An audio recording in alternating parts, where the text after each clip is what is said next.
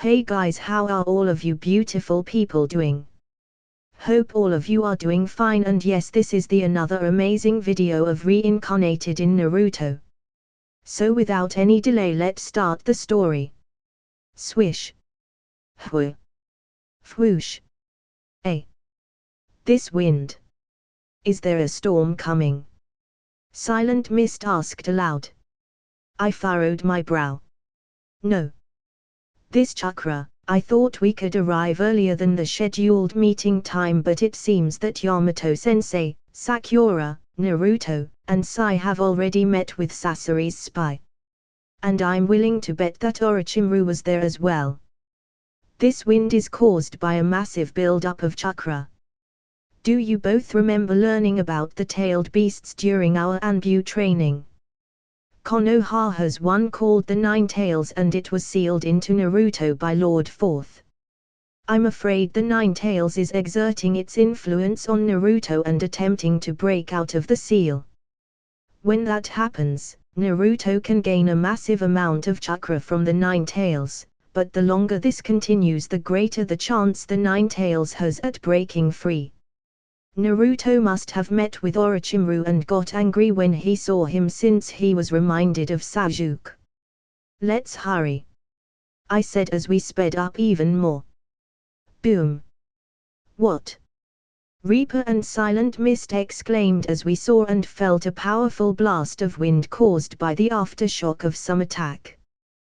We all quickly jumped towards the ground to help stabilize our bodies better as the surrounding trees, branches, and dirt blew around and past us.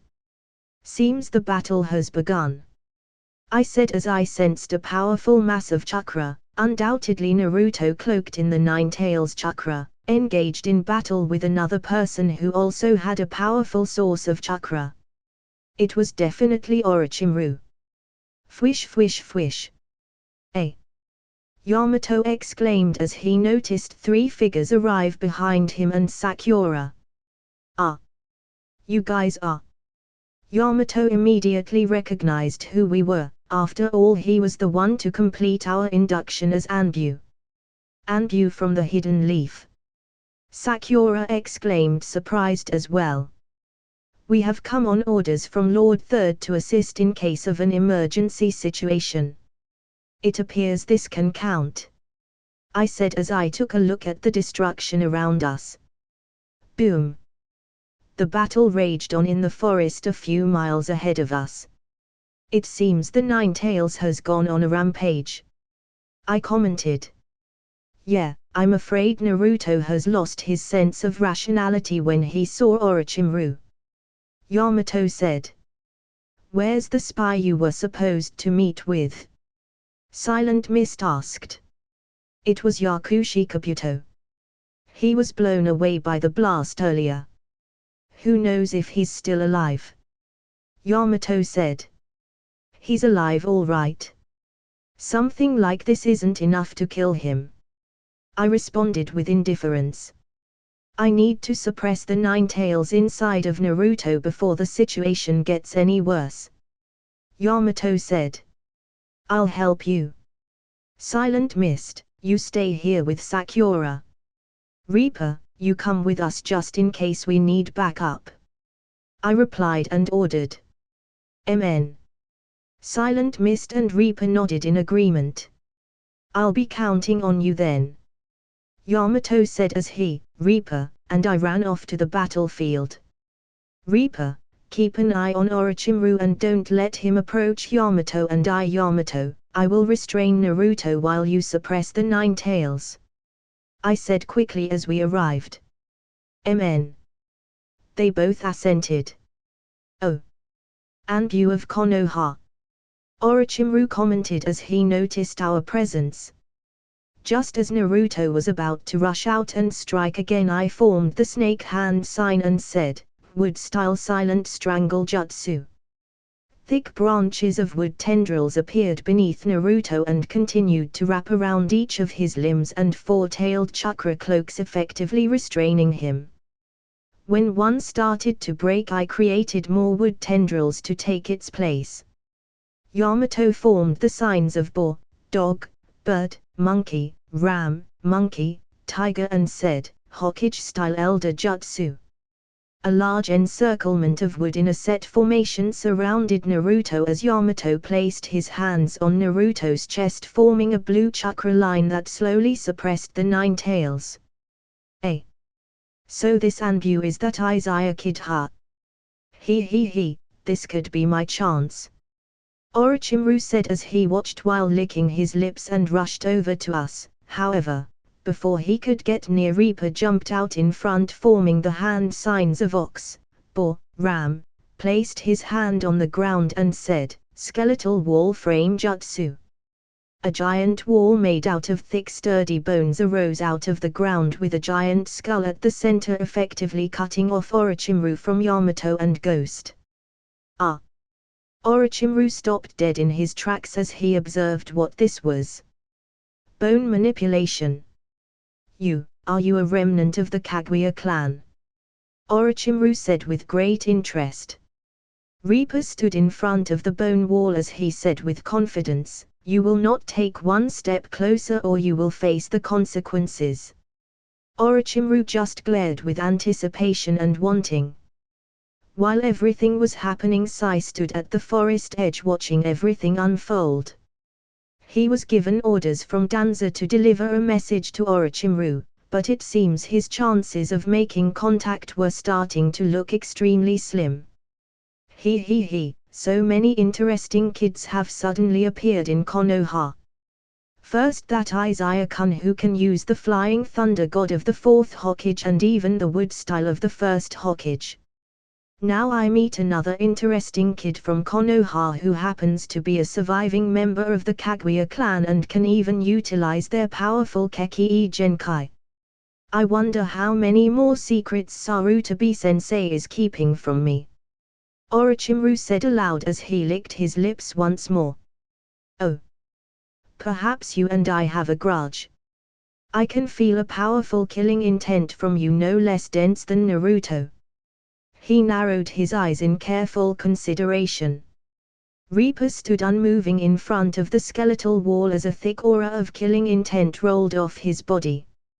You've caused someone I care about to suffer greatly. While I wish to kill you right here and right now, I will hold myself back for today. The moment I rush to strike you, you'll most likely create an opening to let you slip past my wall's defense. I know you only need a moment to disrupt the process of suppressing the nine tails. If that happens, we'll be forced to divide our attention. I hear you are quite crafty. You'll use that chance to pull some sort of trick. I suggest you leave before I change my mind. I am curious, however, why have you not yet possessed Uchiha Sasuke's body? Reaper said with a hint of anger and caution. Now I'm truly curious who this special person is that can cause you such anger. As for possessing Sasuke's body, I can only use my reincarnation jutsu once every 3 years. I was indeed preparing to take over Sasuke's body, however my plans were foiled by that child Izaya-kun. After Sarutobi-sensei escaped the barrier made to kill him, he chased me with many Jonin and Anbu of the leaf. As powerful as I am, not even I can escape unscathed from their collective might. My host's body was greatly damaged, which forced my hand into reincarnating in order to survive.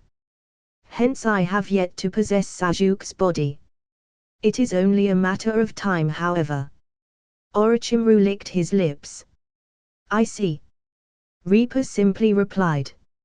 Orochimaru sensed the change in the Nine Tails chakra weakening behind the wall, knowing that his chance to do anything was dwindling. He gave Reaper one last glance before saying, unfortunately, my battle with Naruto cloaked in Nine Tails chakra has greatly weakened me. Another time. Orochimaru then dashed off. Sai widened his eyes as he finally found his chance and gave pursuit of Orochimaru, while a wood clone of Yamato's followed in pursuit of Sai. Reaper released his bone wall technique and turned to see that Yamato successfully suppressed the Nine Tails. Haku and Sakura also ran over as Sakura began healing Naruto. What was that? What happened to Naruto? Why did he end up like this? Sakura asked quickly as she treated Naruto's injured body.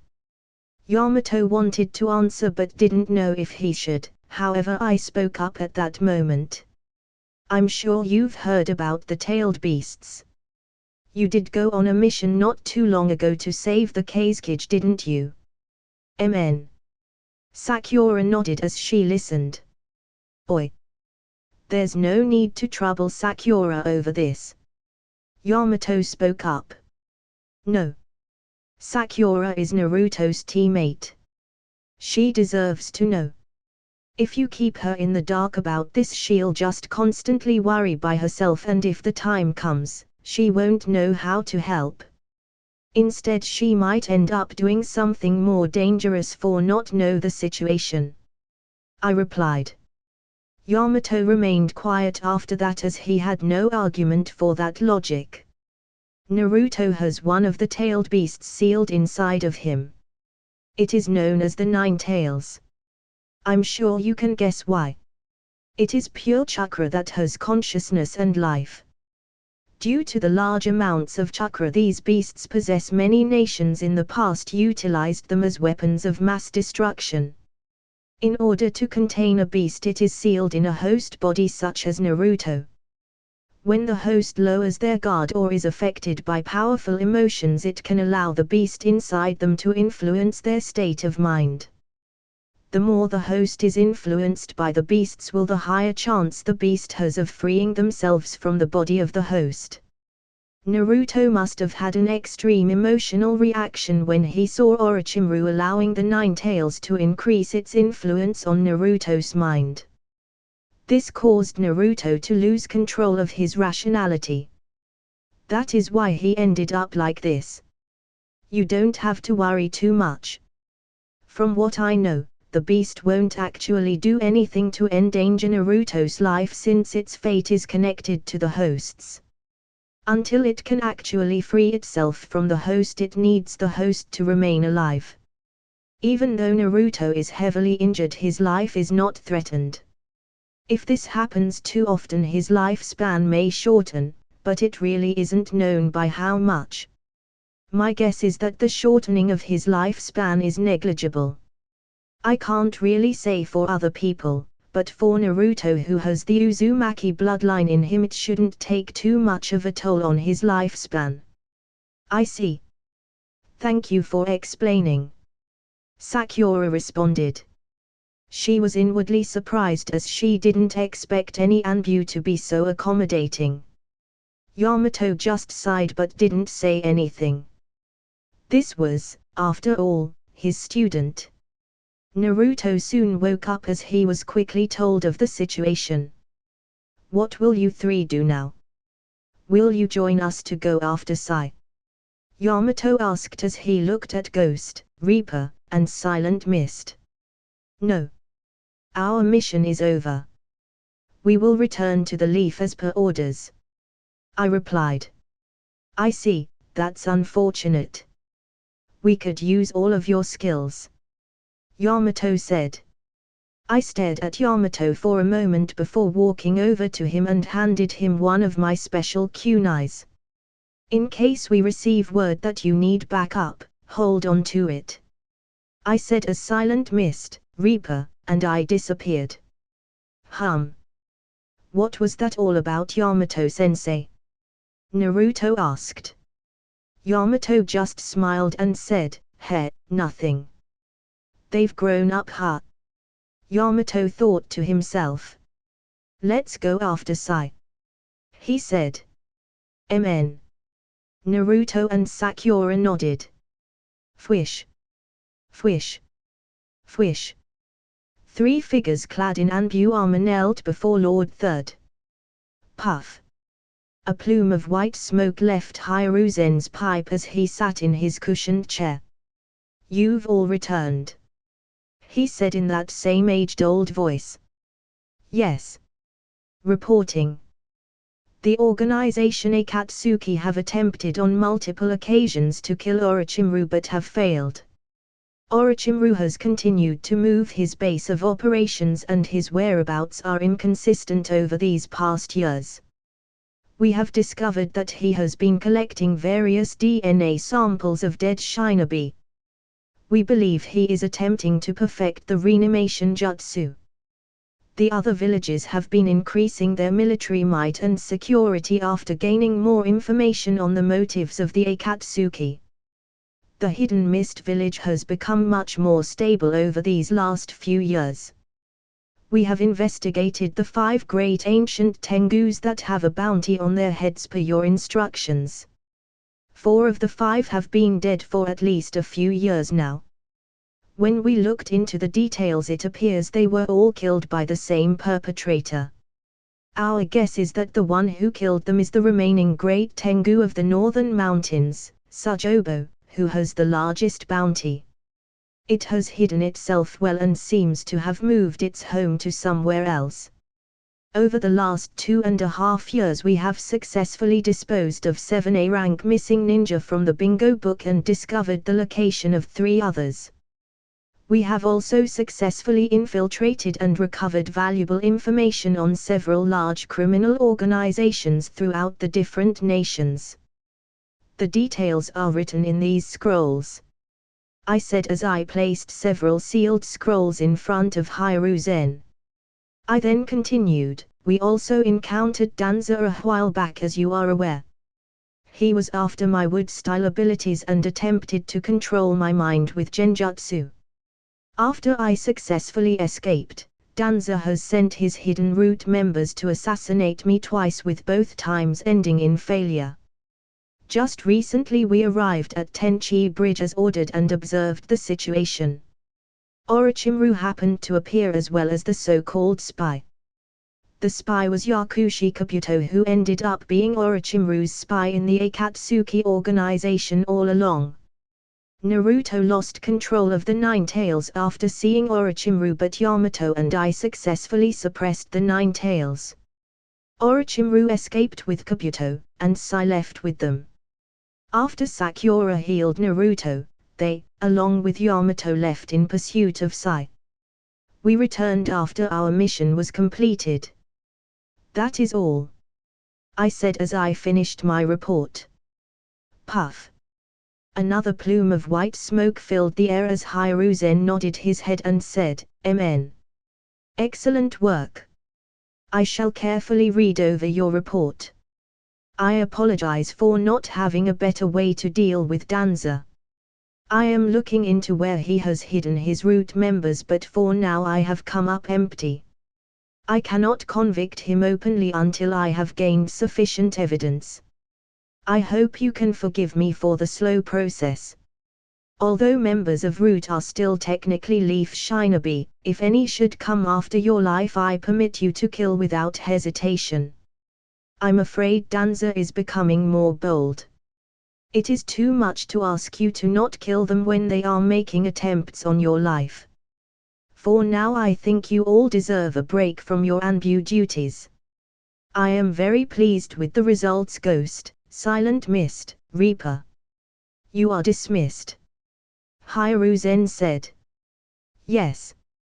The 3 of us saluted before disappearing from the room. Sigh. Those 3 kids have grown up so fast, Hiruzen said as he recalled the memory of them being 3 little 7-year-old kids who once stood in front of him asking for shelter. I wonder how old they are now. 2 years, huh? I believe with the passing of time they should be about Naruto's age. 15. And the Nine Tails, Lord Fourth, what should I do about this? There must be a reason why you sealed it inside your own son. Hiruzen contemplated. I stretched my arms and back as I switched out of my Anbu gear into regular clothes and waited for Haku and Kimimaro to finish. I thought about Naruto and his entourage and wondered if I should help them out, but decided against it. They should be fine chasing Sai to Orochimaru's base. He should get to reunite with Sasuke for a bit. After my talk with Itakai, I have a better feeling of the outcome this time. We're finally back, big brother. Haku said as he stared out at the village. Amen. It has been a while. It seems quite peaceful here. On the surface at least. Kimimaro commented as he recalled Danza and his organization route. I turned to look at Kimimaro as I recalled the memory of Haku and I rejoicing the day he was finally cured and could rejoin our team. I smiled as I looked at our clothes and said, "Oi. Let's go see Mito-san. I'm sure she received our letter that we sent her not too long ago before we came back. Our clothes are probably finished, so we should go pick them up and change." Amen, then let's go there first. Haku replied with a smile. The three of us walked over to Mito's store. Essential gear and wear tailor. It's the same as always, I breathed out with relief as we all walked in. As Mito heard the bell of the door open, she turned and said, "Welcome." Ah. She automatically knew who these three kids were. Well, it would be more appropriate to call them young adults now. They weren't those three little kids who waltzed into her store all those years ago. Even though they grew up, she would never forget their distinct features. One still wore a blindfold, one still had those distinguished 2 red dots on his forehead, and the other was still too pretty. "You three kids. Come over here and let me have a good look at you. Geez, it's been so many years. You don't know how surprised I was when I got your letter about tailoring you some clothes. Miss Mito-san." The three of us walked over and bowed respectfully. She just smiled as she gave us all a good look. My, have they grown, she thought. My, Izaya-kun. You've grown. 178 centimeters tall now, eh? It's good that all of you added your dimensions in the letter or the clothes I made wouldn't fit. Kimimaro, 181 centimeters. Haku, 164 centimeters. Amen, you've all grown into fine young gentlemen. I have your clothes in the back. Go put them on. Mito said amiably. Amen. We all nodded as we went to the back. Haku grabbed his outfit and put it on. He had a hooded navy blue cloak with snow-white fur on the borders with the length reaching just past his knees.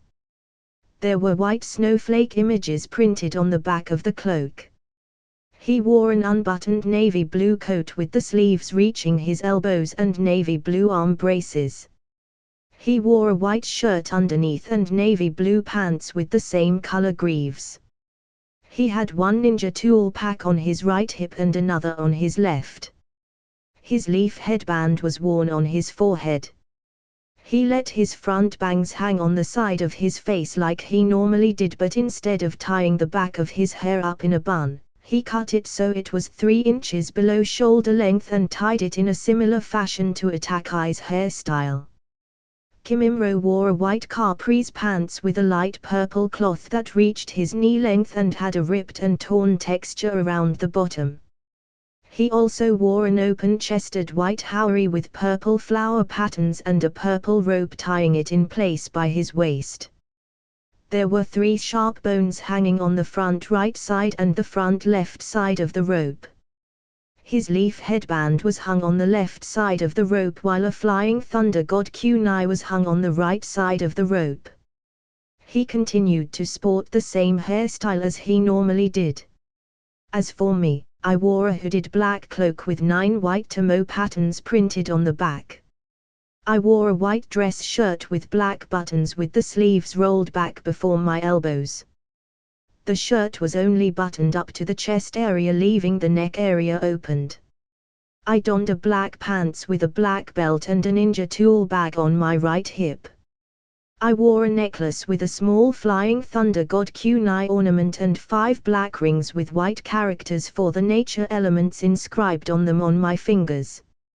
A black ring inscribed earth on my left pinky, a ring inscribed water on my left ring finger, a ring inscribed wind on my left index finger, a ring inscribed fire on my right index finger, and a ring inscribed lightning on my right ring finger. My leaf headband was tied to my upper left thigh. I sported a 2-block haircut style with my front bangs at eye level. I placed my black blindfold on and walked out with Haku and Kimimaro from the changing rooms. "Thank you, Maito-san." The three of us bowed respectfully. "Oh my. Indeed, I knew you three were handsome, but you three are now extremely dashing. Before you say anything, I will not accept payment from you three. This time your clothes are free of charge. I remember you three saying you'd be gone for a while on a mission, so consider this my welcome home gift after so long." She smiled and said. Although we hesitated for a moment, we thanked her for always taking care of our clothes as we left the shop. "Are you still planning to wear your blindfold?" Kimimaro asked curiously. "MN. It still isn't time for me to reveal these. I really only need them when interrogating or if we're faced with extremely powerful genjutsu. Most other times my other abilities would suffice. And to be honest, I've gotten used to wearing one, so I feel kind of naked without it," I replied.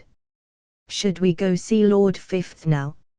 She knew that we were going away on a mission for Lord Third, but now that we're back we'll have to resume our duties as Chunin, right? "Ah. And Maro, you still need to take the Chunin exam, right?" Haku said. "Ah. That's right. I forgot about that," Kimimaro said in contemplation. Well, you're right, we should go see Lord Fifth and see if there's anything needed of us," I replied. Knock knock. "Enter," Tsunade said as she read a pile of documents on her desk. Haku, Kimimaro, and I walked in at this moment and closed the door behind us. "Oh. So you three are finally back, eh? I haven't seen you three kids since you were tiny brats, but now you all have gotten quite tall." Haku, Kimimaro, Izaya, Tsunade said as she put down the document she was reading and took a good look at us. "Yes, thank you very much, Lady Tsunade." We saluted. Ha ha ha. "Well, at least you three aren't bowing like stiff branches anymore. Learn to lighten up a little, huh?" she replied. "Just a little," I replied as I rubbed the back of my neck. "Lady Tsunade, since we've returned, we were just wondering if you had any tasks for us," Haku said. She contemplated. "I heard from Sarutobi-sensei about the Danza incident. That bastard. His ways of doing things are always too extreme. For now there isn't any urgent missions that need to be completed.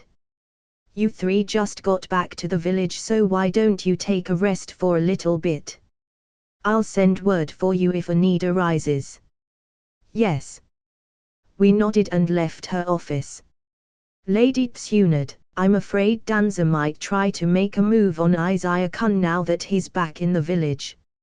Even though Root is supposed to be disbanded and even though Lord Third confronted him on his actions, I still have a bad feeling about it. Why is Danza targeting Izaya-kun anyways?" Shitsune said. Tsunade let out a sigh.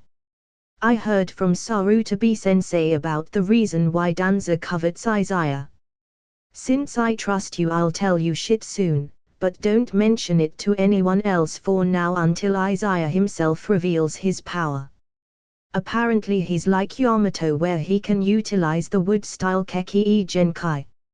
I don't know where Danza got this information from, but for now we can only monitor the situation. While I despise Danza, the fact remains that he's still an elder of the leaf. The thing is, I have no clue what kind of plan he's concocting up in the shadows." Knock knock. "Hey. Now who is it?" Shitsune said. Enter. Tsunade said. Yamato walked in at that moment. Reporting. Yamato told Tsunade about the spy being Kabuto and their run-in with Orochimaru.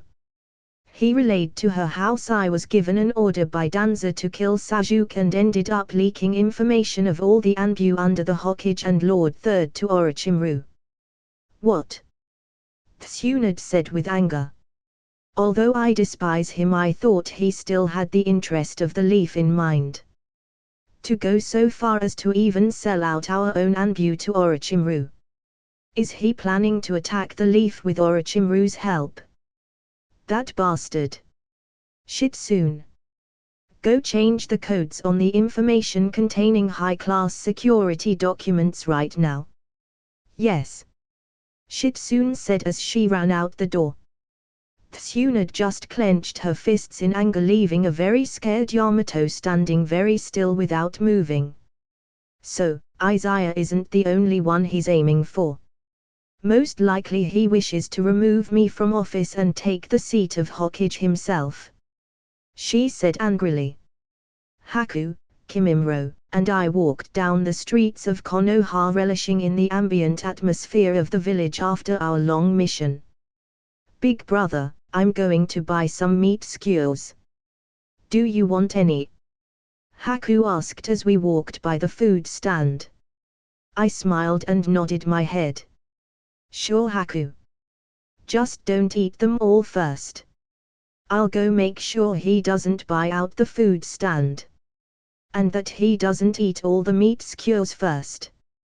Kimimaro said with a worried expression as he remembered one of our Anbu missions where Haku volunteered to buy some meat skewers to eat but ended up eating all of them first. I lightly laughed as I recalled that event and nodded my head. MN, that's for the best. I'm going to find a place to sit with a good view of the village. Come find me when you guys have the goods. I said. MN. Haku and Kimimaro nodded. I dashed off to a large hill with a large tree at the top and sat underneath the shade in comfortable silence. A warm cool breeze was blowing through the air as the vantage point allowed for a nice clear view of the village below. How peaceful! I whispered softly to myself. Just as I was about to close my eyes, I quickly rolled to my side when I heard someone yell out, "Attack!" That person missed completely as they hit the ground beneath the tree. Ow! PFFFT! Ha ha ha! Nice try! Hanabi! I said amusedly. Hanabi glared at me as she pouted and said, "You knew I was hiding in that tree, didn't you? You didn't say anything on purpose." I awkwardly scratched the side of my face and said, "Well, normally one doesn't announce their surprise attack first. And I didn't want all of your hard work to go to waste." "Ah. What do you mean all of my hard work?" she replied nervously. "Do you really want me to say it?" I said teasingly. "HMPF. I don't know what you're talking about," she said stubbornly. "Ahem. You wouldn't happen to know about anyone following me in the shadows, right? Like the person I sensed hiding behind the fruit stand when I walked by. Or the person I sensed hiding on the rooftop of Mito-san's store when I went to get my new clothes. Or maybe the person who was pretending to read a newspaper as I walked past the food stand," I said with a smirk. "Why you? It wasn't me," she said quickly and sheepishly as her cheeks turned a shade of red. I smiled and said, "Of course not. I didn't say it was you." She turned to glare at me, but before she could say anything else I showed her a soft expression with a light smile and said, "It's been a while, Hanabi. It's good to see that you're doing well." Hanabi's glare turned into a soft expression as well as she smiled and said, "You bastard. You didn't even tell me you were going away on a super long mission. I'm glad you're back." "Heh, missed me that much, huh?" I said with a tease. Her cheeks turned red again as she turned away and said, "Who missed you?" Did I say that? I just smiled at her reaction. I never knew Hanabi could have such amusing expressions, I mentally thought. You got even prettier, I complimented. This only caused the redness of her cheeks to reach her ears. HMPF. I was always pretty, she replied proudly, then whispered, "Thanks. You're not so bad yourself." I just smiled again and sat down with my back leaned against the tree. Care to join me? I asked as I patted the seat next to me. Without saying anything, she moved and sat down next to me as we watched the hustle and bustle of the village. How did your mission turn out? Hanabi asked, striking up a conversation. How do I put it? There were times when it was easy and times when it was hard. And there were plenty of times when I was worried about the safety of my comrades. In the end, I chose to believe in their strength and our bonds, and we somehow made it through the tough times. All in all, it was a very memorable experience, I said while reminiscing the Anbu missions Haku, Kimimro, and I took on for a little over the past 2.5 years. Did you get hurt? Hanabi asked with a hint of worry. I turned to look at her and said, "Worried about me?" She frowned with a serious face and said, "Don't tease me about that." She's a kind girl, I mentally noted. Missions always come with risks. I'm here now and don't have any lasting scars. You don't have to worry about me getting hurt too much. I'm very strong, you know, I said with confidence. Mn. She nodded. At that moment 2 figures came running up the hill. "Big brother, we got the meat skew, Haku said as he noticed Hanabi sitting next to me. Kimimro just followed behind Haku as he held more than 10 meat skewers.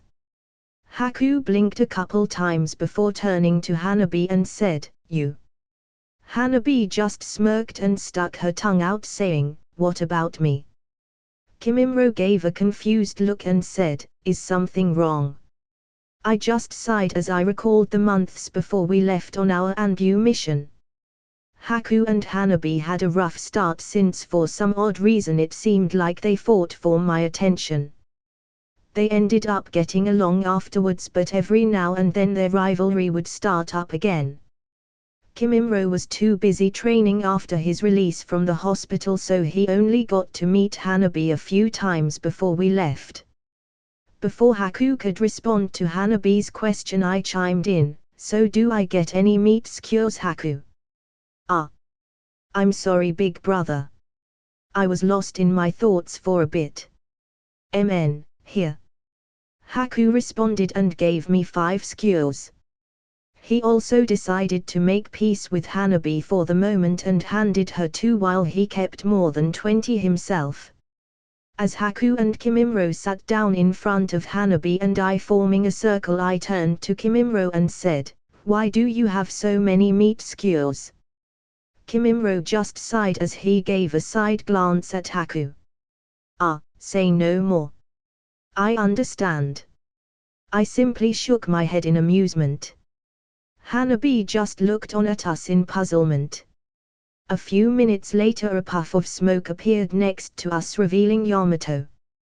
"Yamato-sensei!" Haku, Kimimro, and I exclaimed in surprise. "Yo! My precious students!" he said and smiled. "Hey! Hanabi! You're here too!" Yamato said in surprise as he noticed her presence. "Why not?" she replied matter-of-factly. Ha ha ha, no reason. I was just surprised is all." Yamato replied sheepishly. "Yamato-sensei, did you need us for something?" I asked curiously. Right. Actually I just need your help, Izaya," he replied. Me. I replied inquisitively. Noticing that Yamato-sensei didn't want to elaborate, I just nodded my head and stood up saying, "All right." Hanabi stood up at the same time as she said, "Hey. If you're leaving on a super long mission again, you better not forget to say anything." I turned to look at her for a moment in silence before giving a warm smile. I ruffled the hair on top of her head and said, "You'll be the first to know."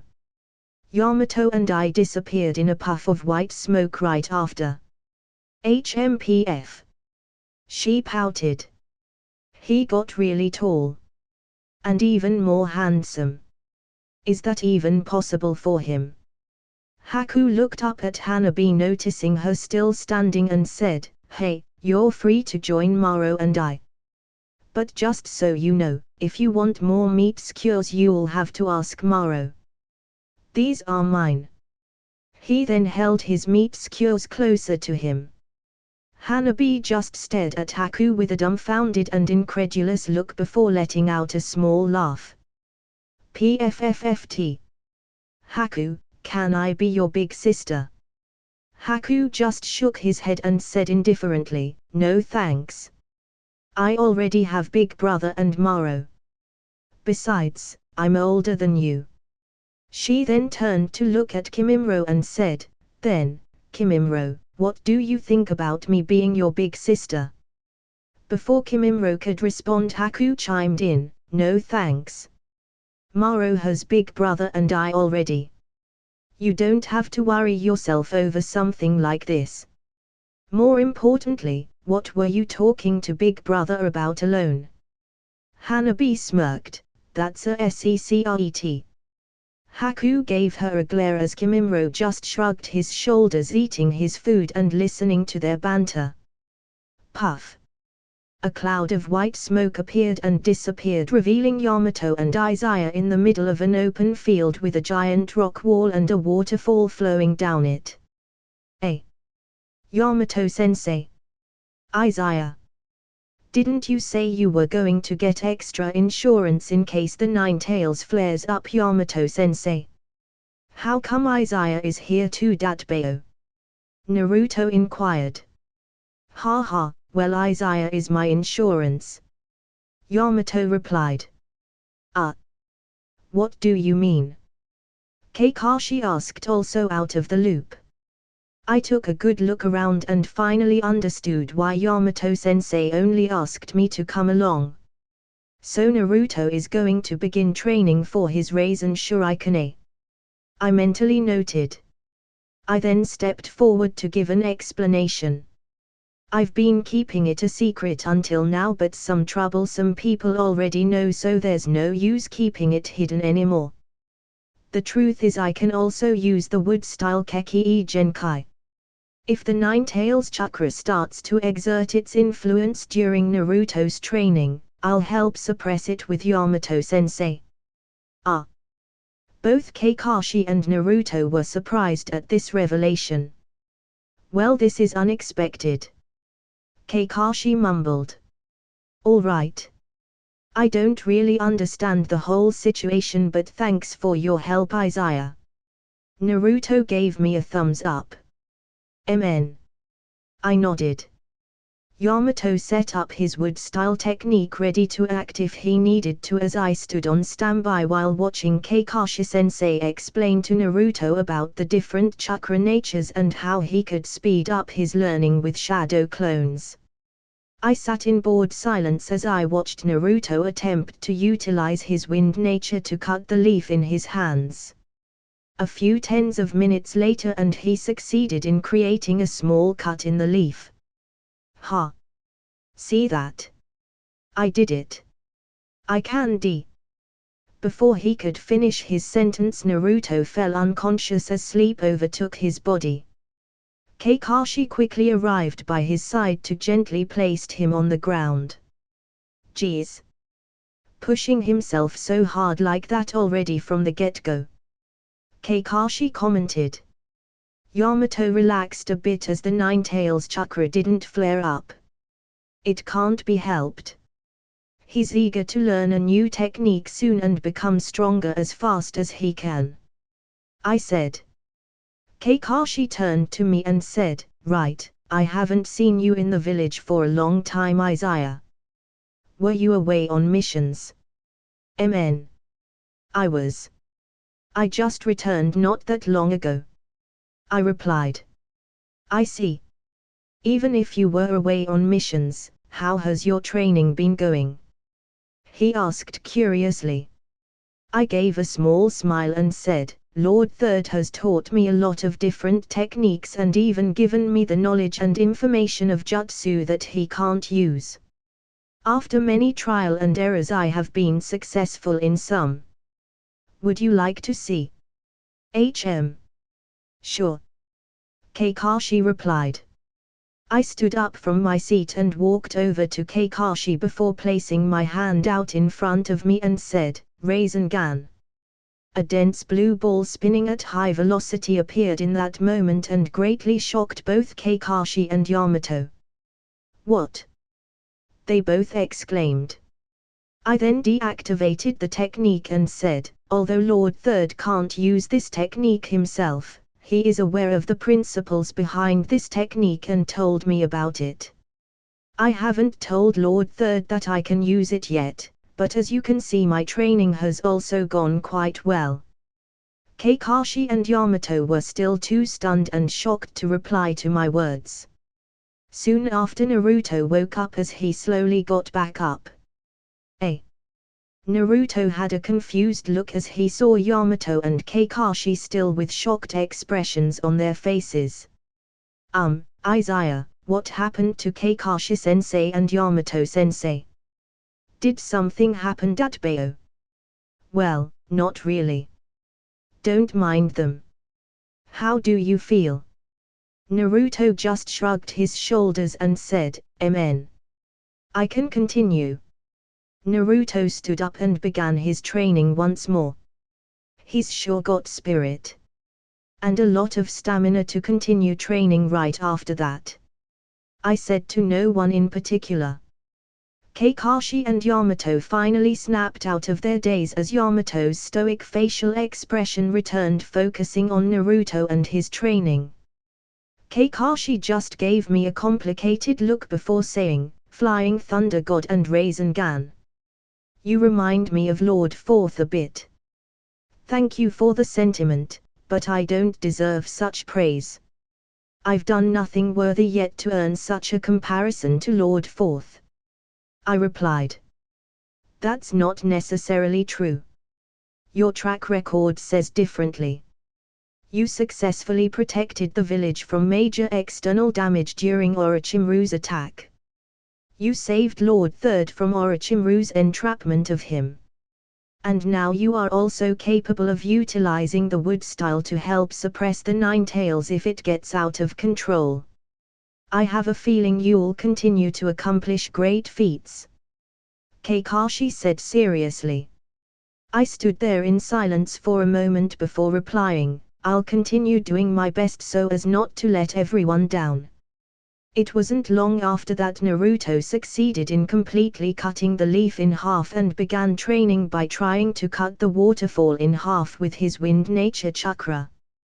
He really does progress fast by using the shadow clones, I commented.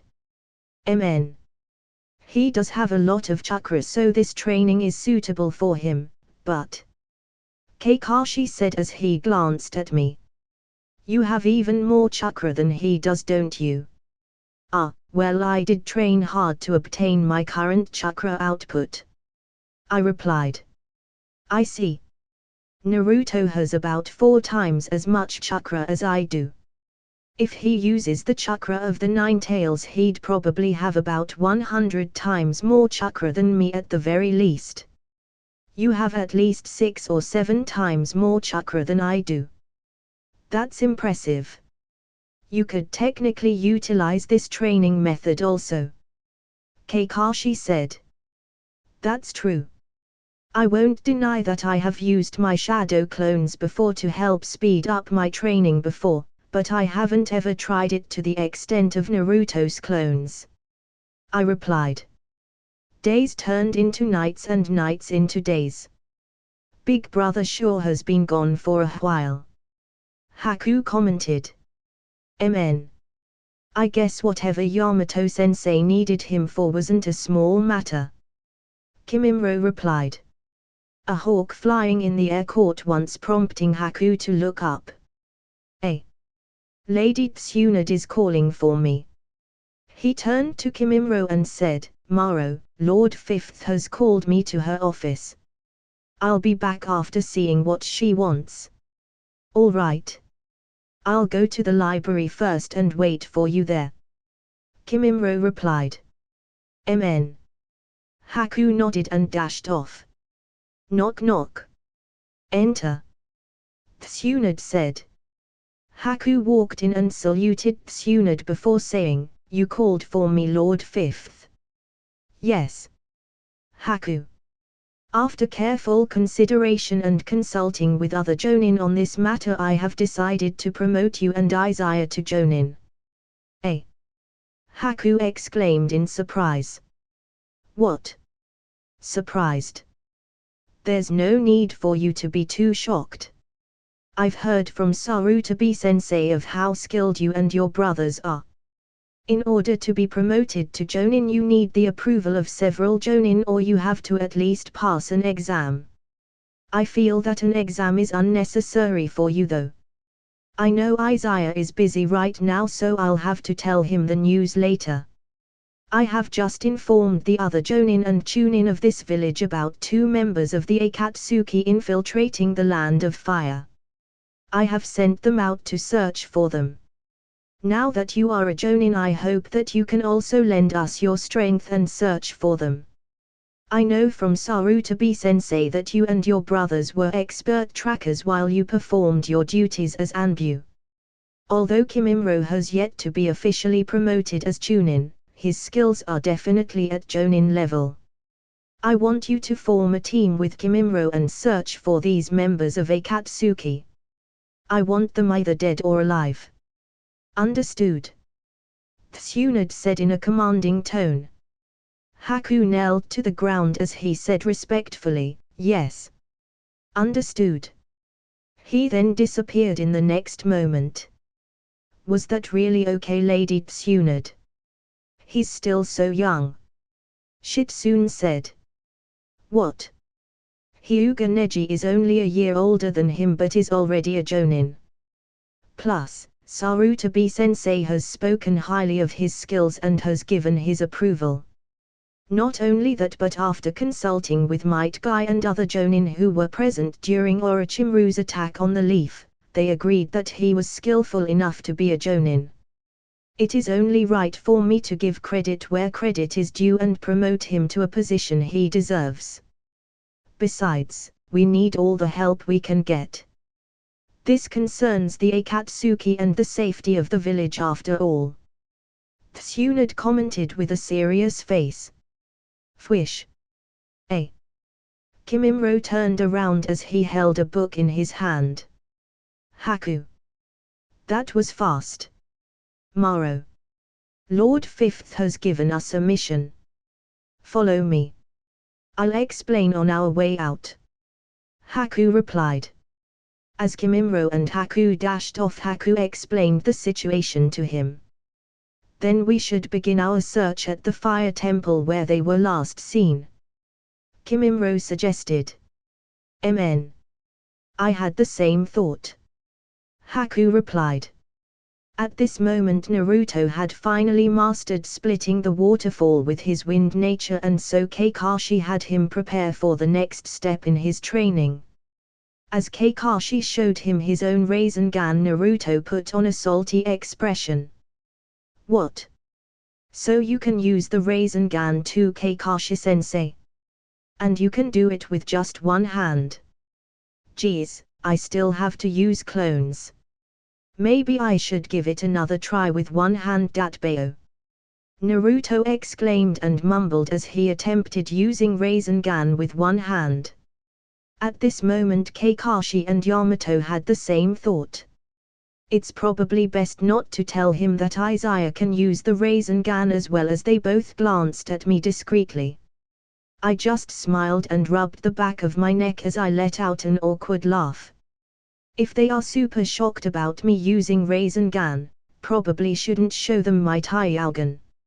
It's even more powerful than the Rasen Shuriken since it combines fire nature, wind nature, water nature, and lightning nature all in one. We continued to watch as Naruto attempted to fuse his wind nature into his Rasengan. It wasn't long before his Nine Tails chakra started to flare up, causing Yamato-sensei to act and suppress it. We watched as Naruto fainted soon after. If this happens too often, even with Izaya's help, I don't know if we can keep this up. Yamato commented. Unfortunately you both have to. The only safe way for Naruto to master his new technique is if you and Izaya are able to help suppress the Nine Tails. Kakashi responded. Then, I have an idea to help Naruto speed up the process. I said. Huh? And what's that? Kakashi asked. Naruto uses one clone to spin the chakra while he himself supplies and contains the chakra. What if he just uses two clones instead of one? While he supplies and contains the chakra, one clone spins the chakra and another one supplies the wind nature. I said. That actually might work. I'll suggest it to Naruto after he wakes up. Kakashi said with a thoughtful look. Swish swish. Banzai, an elder and one of the only surviving members left of the fire temple after the Akatsuki's attack, said. He noticed two figures approach the ruined fire temple at this moment. You two are Leaf Shinobi. Banzai said. Yes. We came on orders to investigate and locate the Akatsuki. Haku replied. Oh. Some of your Leaf Shinobi members were here earlier. His name was Sarutobi Asuma. Banzai said. We apologize if you have to repeat this, but will you tell us what happened? Kimimaro asked. MN.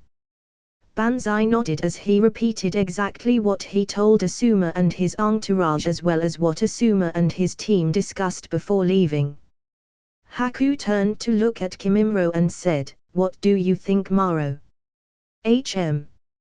If what Elder Banzai said is true, then Asuma-sensei really does have a bounty on his head as well. The leader of the temple Chiraku had a 30 million Ryo bounty on his head, and it seems Asuma has a 35 million bounty on his. If the only body that wasn't recovered here was Chiraku's, then it's a good bet that the Akatsuki members took his body for the bounty. If that's the case, they would probably be interested in Asuma-sensei's bounty as well. It's better to follow Asuma's group before we look for any others. Kimimaro analyzed. MN. Then let's do that. Haku nodded in agreement. They both gave their thanks to Elder Banzai before dashing off to follow Asuma and his team's trail. Haku and Kimimaro ran with great speed through the forest. As they approached closer and closer to the location where Asuma, Shikamaru, Kotetsu, and Izumo were, they heard a loud explosion. Boom! Haku and Kimimaro turned to look at one another. That didn't sound good. Kimimaro noted. MN. Most likely Asuma and his team encountered members of the Akatsuki. Let's speed up. Haku said as they increased their speed to the maximum. Just as Haku and Kimimaro made it to the edge of the forest, they saw one Akatsuki member standing idle by the building watching his partner battle with Team Asuma. What is that form? Kimimaro said as he observed the situation. Haku narrowed his eyes as he too observed the situation. It appears that guy is standing in some sort of blood seal. Asuma-sensei looks hurt, but Shikamaru has him in a shadow paralysis technique right now. Let's hurry. Just as Kakuzu was going to walk towards Shikamaru, Kotetsu, and Izumo, Haku and Kimimaro jumped from the air down in front of them. Ha! Kakuzu looked on in surprise. Kotetsu, Izumo, and Shikamaru also had a look of surprise on their faces, but they were also greatly relieved. The situation was not looking good for them, so Izumo had sent word for backup, but he didn't think backup would arrive this quickly. At the very least he estimated 20 minutes before backup was supposed to arrive. Oi! Hayden! I told you it was taking too long. Now they have reinforcements. I'm not letting the bounty on that guy's head get away. I'm taking action myself. Kakuzu said. Ah! Damn you, Kakuzu! I told you to stay out of this. Hayden replied. The hell I am. Look at you. Pathetically caught in this kid's shadow paralysis jutsu. Kakuzu retorted as he struck out with his fist towards Shikamaru and the others. They all dodged out of the way as the fist collided with the ground, causing dust and debris to fly into the air. Damn! I was forced to cancel my shadow paralysis jutsu. Shikamaru cursed. Kimimaro placed his hands on the ground after he dodged Kakuzu's attack and said, Earth-style bottomless swamp jutsu. Ah! What the hell? Hayden yelled as he jumped out of his blood circle ritual technique, which was now engulfed in a dark murky swamp of mud. Haku arrived beside Asuma at this moment and helped him off the ground and jumped off to Shikamaru and the others. Teh! Damn it, you bastards! You ruined my ritual! Hayden cursed as he watched the mud swamp swallow the ground where his ritual was prepared. Ah! Asuma groaned from the injury he incurred earlier. I don't really understand what's going on, but it seems that his blood circle has some sort of special ability, so it's best that I got rid of it. Can you guys explain in more details? Kimimaro asked as he focused his attention on Kakuzu and Hayden. Yeah. You guys showed up right on time. Thanks for the save. I'll explain. That guy Hayden made that circle he stood on with blood. He then turned some sort of dark skeletal color which somehow links his body with someone else. We saw him lick some of Asuma's blood before he stepped in that circle of his, so our guess is that's how he links bodies. Any damage he incurs is also inflicted on the linked person. Not only that, it seems like he might be immortal or something. No matter how serious the damage, he doesn't die. As for the other guy Kakuzu, we are not sure what his abilities are yet since he didn't make a move until now. Shikamaru said. Immortal. TSK. Sounds like trouble, Maro. Haku said. MN. I'll handle that Hayden guy then. You keep the guy named Kakuzu busy. Kimimaro suggested. MN. Then let's go with that. Kotetsu, Izumo, you guys stay in the back and provide support if you find any opportunity. Shikamaru, keep an eye on Asuma. He's in no shape to fight now and you've used up too much chakra. Asuma-sensei, focus on stopping your wounds from bleeding. Leave the rest to us. Haku said. MN. They nodded in consent. Heh. Just some brats. I'll kill you all here and now and get my reward. Kakuzu said. You ruined my ritual, so I need a replacement. Which one of you wants to be a sacrifice to Jashin first then? Hayden said. Fsi. Both Hayden, Kakuzu, Kimimaro, and Haku rushed at each other at incredible speeds. Bang! Swish! Ting! Ting! Boom! Bang! Clang! Boom! TCH! Skid skid skid skid! After several exchanges of close-quarter combat, both sides stood exactly 15 feet opposite of each other as they all narrowed their eyes and became extremely focused. The four of them had the exact same thought at this moment. Strong. In that short moment of an exchange, both teams acknowledged the other party's strength. Neither one coming out on top, however. Shikamaru, Kotetsu, Izumo, and Asuma had shocked expressions on their faces. They thought the same thing at this moment. Those Akatsuki bastards were holding back their real strength earlier, but Kimimaro and Haku were also just as strong. This revelation made them feel both relieved and complicated emotions inside. Is this really the two little kids from way back then?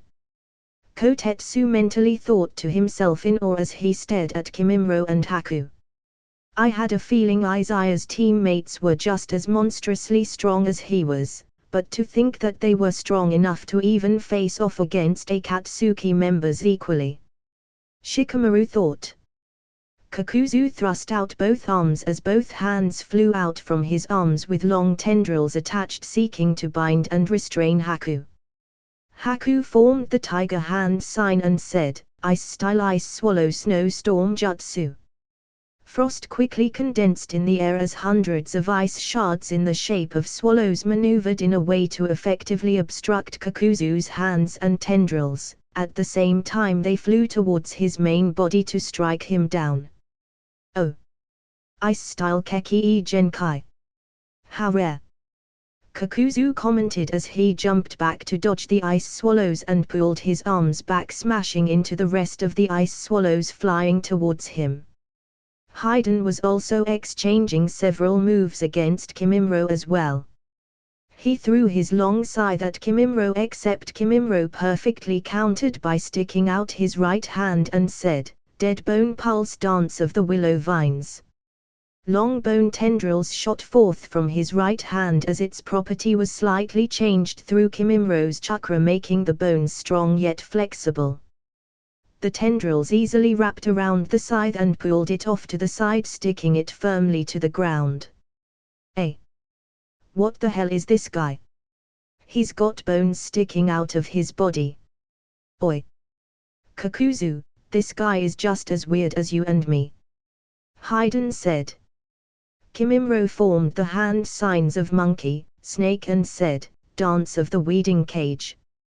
A bunch of flexible white bones immediately rushed out from the ground beneath the red scythe and tightly bound it, preventing Haiden from recovering it. TSK. You bastard! Haiden cursed, however, before he could make a move towards his scythe more white bones rushed out from under him, attempting to bind him as well.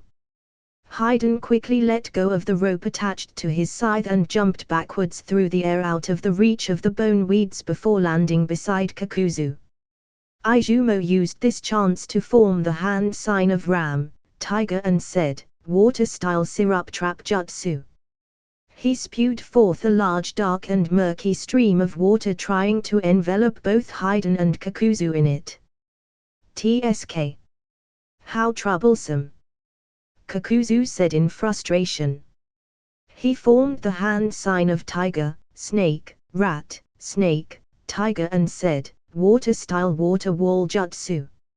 A large wave of water was expelled from his mouth as it pushed away the syrupy water made from Izumo. Haku immediately used this chance to form the hand signs of ox, snake, ram and said, Ninja art hidden mist jutsu. The area quickly became fogged and obscured Haiden and Kakuzu's vision. Kimimaro also used this chance to stick out both of his hands and said, Dance of the Honey Locust Spear. Two long and thick sharp bones protruded from his hands as they flew out at incredible speeds towards Kakuzu and Haiden. Haiden and Kakuzu felt something off. As they turned, they saw two sharp bone spears pierce through the veil of water right at them. Kakuzu dodged to the side as the spear missed him. Haiden didn't bother moving and so the spear struck him right in the chest. Kakuzu once again felt something off and instantly unleashed one of his dark tendril masked dolls behind him. Just as Haku appeared behind Kakuzu with his silent killing technique and was about to incapacitate him, a strange scene appeared in front of him. A dark tendril-like masked doll appeared from Kakuzu's back and opened its mouth. Feeling a sense of danger, he immediately formed the seal of confrontation hand sign and said, "Ice-style crystal ice mirrors jutsu." Just before a blue streak of lightning shot forth from the masked doll, more than 20 mirrors surrounded Kakuzu as Haku disappeared inside of them. He was able to escape," Kakuzu said in surprise as he stood there in the center of ice mirrors, seeing Haku's reflection in every single one. On the other hand, Haku stood in his mirrors wondering exactly what technique Kakuzu had just used.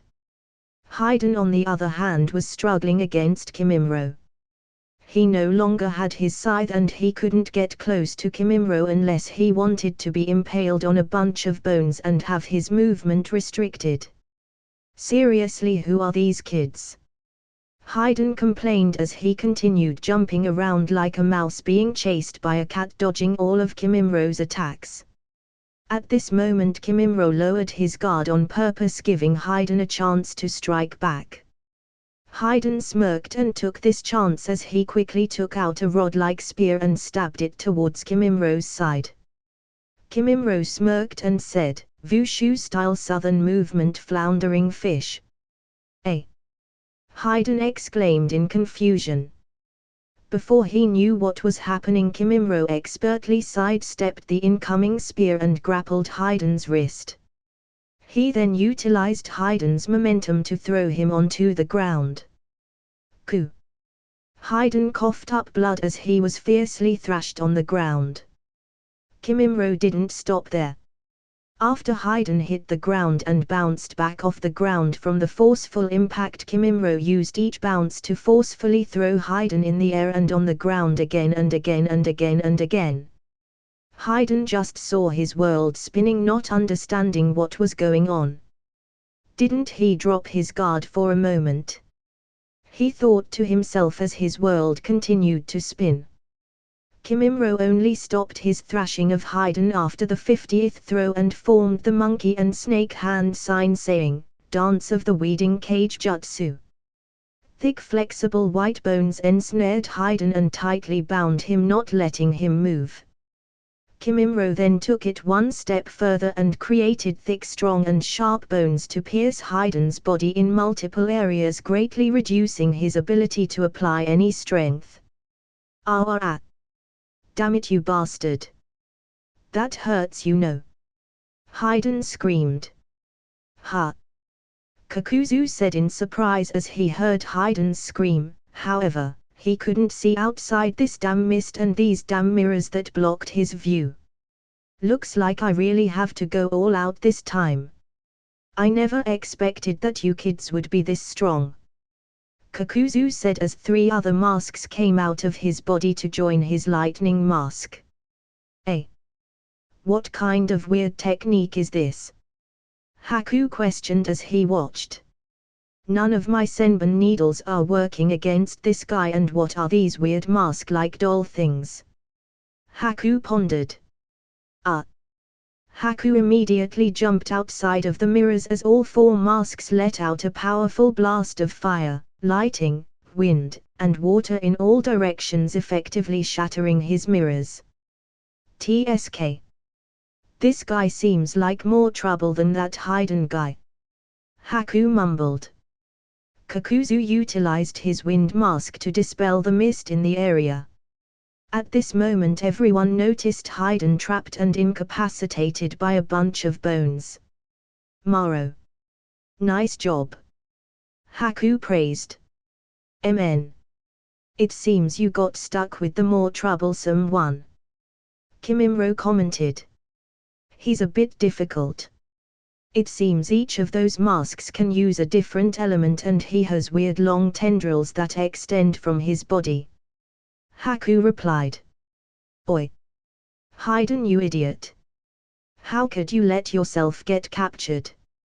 Kakuzu reprimanded in frustration. "Ah, Kakuzu. Help me please. This guy has weird bones growing out from everywhere, it couldn't be helped." Haiden replied. At this moment many bones protruded out of Kimimro's body as he took up a taijutsu fighting stance, making him a terrifying living weapon. Haku also decided to get serious at this moment as his aura and battle intent instantly oozed out from his body, causing the temperature to drop by several degrees and wind to kick up a whirling storm around him. Kakuzu narrowed his eyes in seriousness and extreme focus. What the hell? These two kids are way stronger than those guys from earlier. This icy kid's aura is giving off a dangerous feeling now, and this other guy is covered in bones and easily incapacitated. Haiden. Kakuzu mumbled to himself. All the while Shikamaru, Asuma, Kotetsu, and Izumo just stared in awe and shock at the entire play of events. Never in their dreams did they imagine that not only did Kimimro and Haku incapacitate Haiden, there wasn't even a chance for any of them to step in and offer a helping hand. In fact, they would most likely just get in the way. Just as Kakuzu was about to make a move, Kimimro said, "First gate of opening, open. Second gate of healing, open. Third gate of life, open." Pwish! A strong torrent of green energy surrounded Kimimro as his body turned a shade of red. "Ha!" Kakuzu exclaimed. Before he had the chance to move, Haku placed his hands on the ground and said, "Ice-style shattering ice spear jutsu." Immediately large spears of thick sharp ice rose from underneath Kakuzu and his four masked puppets. Kakuzu jumped in the air, avoiding any severe damage that could have been dealt to his body. One of his masked puppets, the water one, was struck in the head, breaking its mask, causing it to fall down and wither away. Kakuzu widened his eyes as he shouted, "You bastard! You'll pay for that with your own heart." Before he had time to react, Kimimro appeared beside him in the air and struck out with his fist, saying, "Wushu style 3 sovereign hands, first hand Suiron." A powerful azure-colored light lit up Kimimro's palms as he struck out at Kakuzu's chest. "Shit!" Kakuzu shouted as he placed his right hand in front of him and used the tendrils in his left hand to grab onto one of his masked dolls to pull him away. Kakuzu successfully protected his vital organs as Kimimro's palm drilled straight through Kakuzu's right arm, effectively mutilating it off. Kakuzu reappeared next to his fire-masked doll as his lighting one shot out a bolt of lighting at Haku and his wind one shot out a blast of wind at Kimimro. The bolt of lightning instantly ripped through Haku, only for it to turn into an ice clone, and the blast of wind forced Kimimro a few tens of feet away from Kakuzu. Haku appeared above Kakuzu in that moment and used his two one-handed weaving skills, forming the signs for the water dragon jutsu. At the end of the sign he clapped his hands together, changing the elemental nature of his technique, and said, "Ice-style ice dragon jutsu." Instead of a water dragon, Haku transformed the nature of its element into that of ice. A powerful cold icy dragon with bright gold eyes rushed down towards Kakuzu in that moment. Kakuzu quickly jumped back in alarm and used his wind and fire mask to form a combo technique to counter the ice dragon. Kimimro used this chance to place his hands on the ground and said, "Dance of the seedling fern jutsu." At an incredible speed, thousands of large white sharp bones came piercing out of the ground towards Kakuzu and his lightning-masked doll. "What the hell is this?" Kakuzu yelled in alarm. He quickly transformed his body into a forbidden technique called Earth Grudge Fear as his body instantly sprouted thousands and thousands of grey tendrils. Using these tendrils he pushed himself off the ground and grabbed on two different large protruding bones from the ground to maneuver himself around, successfully evading being pierced through. Haku's technique was successfully countered by the combined might of the wind and fire mask.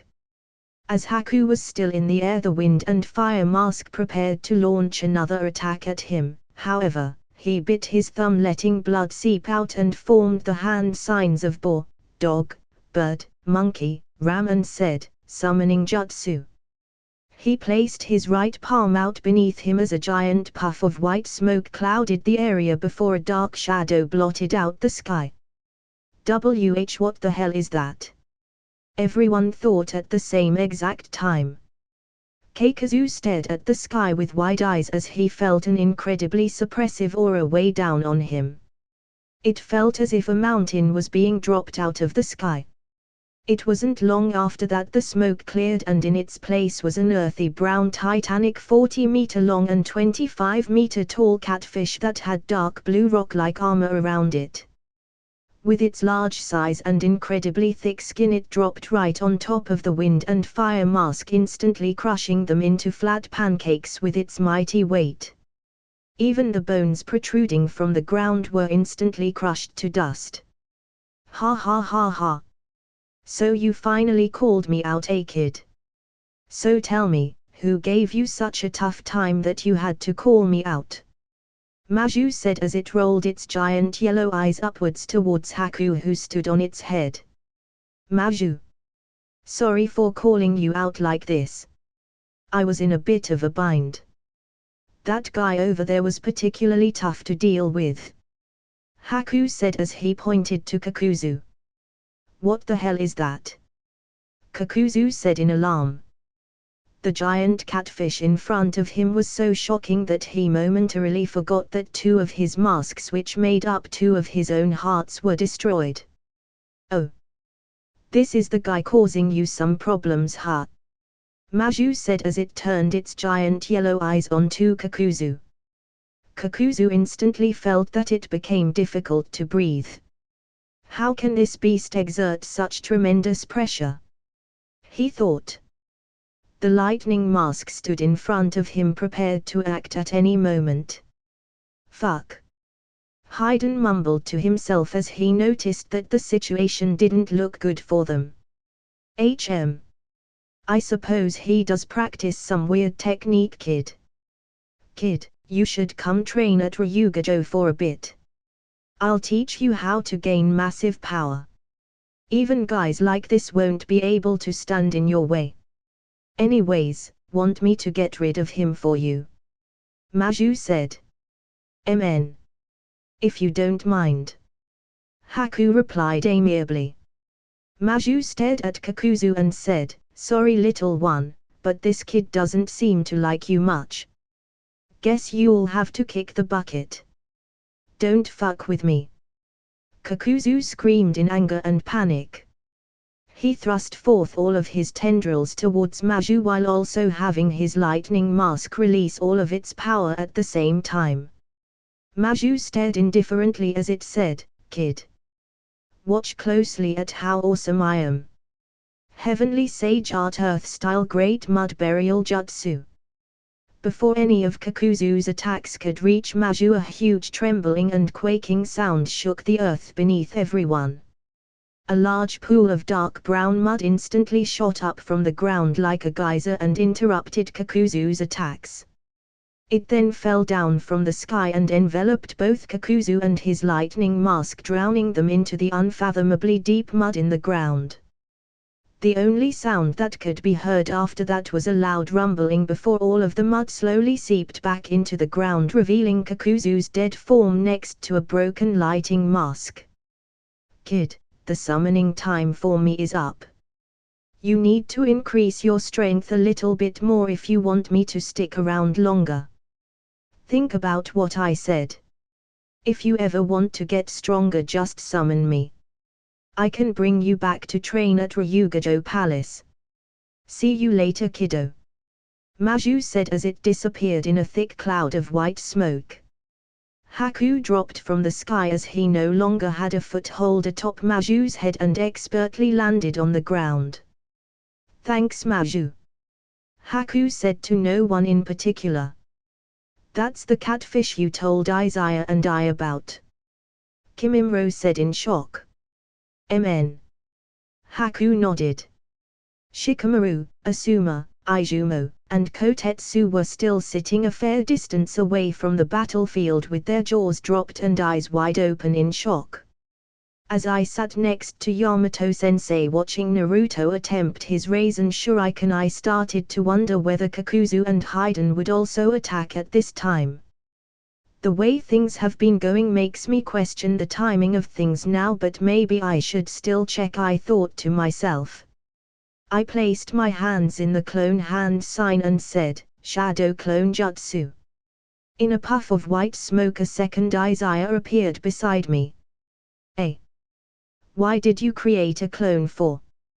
Yamato asked, bewildered. I just wanted to check on something, I replied as my clone disappeared with the flying thunder god jutsu and reappeared in my room. It then opened the window and jumped out as it walked around town. The atmosphere seems strange. Many of the Jonin and Chunin chakra signatures are spread way too thin and not many are left inside the village. Did they all go out on a mission? Don't tell me Haiden and Kakuzu really came to Konoha during this time. I then activated the flying thunder god once more and flew to Haku's location. Swish! Just as Shikamaru, Asuma, Kotetsu, and Izumo were finally about to recover from the shock of Haku and Kimimro's battle, they were instantly shocked once more by my sudden arrival beside Haku. Big brother, are you finally finished with what Yamato-sensei needed you for? Haku asked. I, however, didn't answer as I just stared at the destruction all around us. Did I come at a good time or a bad time? I said inquisitively. Shikamaru and the others recovered from their shock faster this time as Shikamaru said, Izaya, so you came too, huh? Well, not that I'm complaining. We fought against the Akatsuki. Thankfully Haku and Kimimro came just in time to back us up and saved us from a terrible fate. We probably would have died if they hadn't showed up. What the hell? How did this guy get here? Oi! Let me go, you bastards! These bone things hurt. Kakuzu, are you really dead? Stop pretending. Hurry up and free us. We don't know what the hell these guys are gonna do to us. Haiden screamed, cursed, and shouted. Haku turned to face Haiden and said, give it up. He's really dead. There's no way he survived Maju's attack. So Haiden is still alive, huh? Looks like Kimimro did a good number on him, I mentally thought and smirked. I walked over to Haku and Kimimro and placed my hands on their shoulders saying, good job you two. Capturing one member of the Akatsuki and killing the other.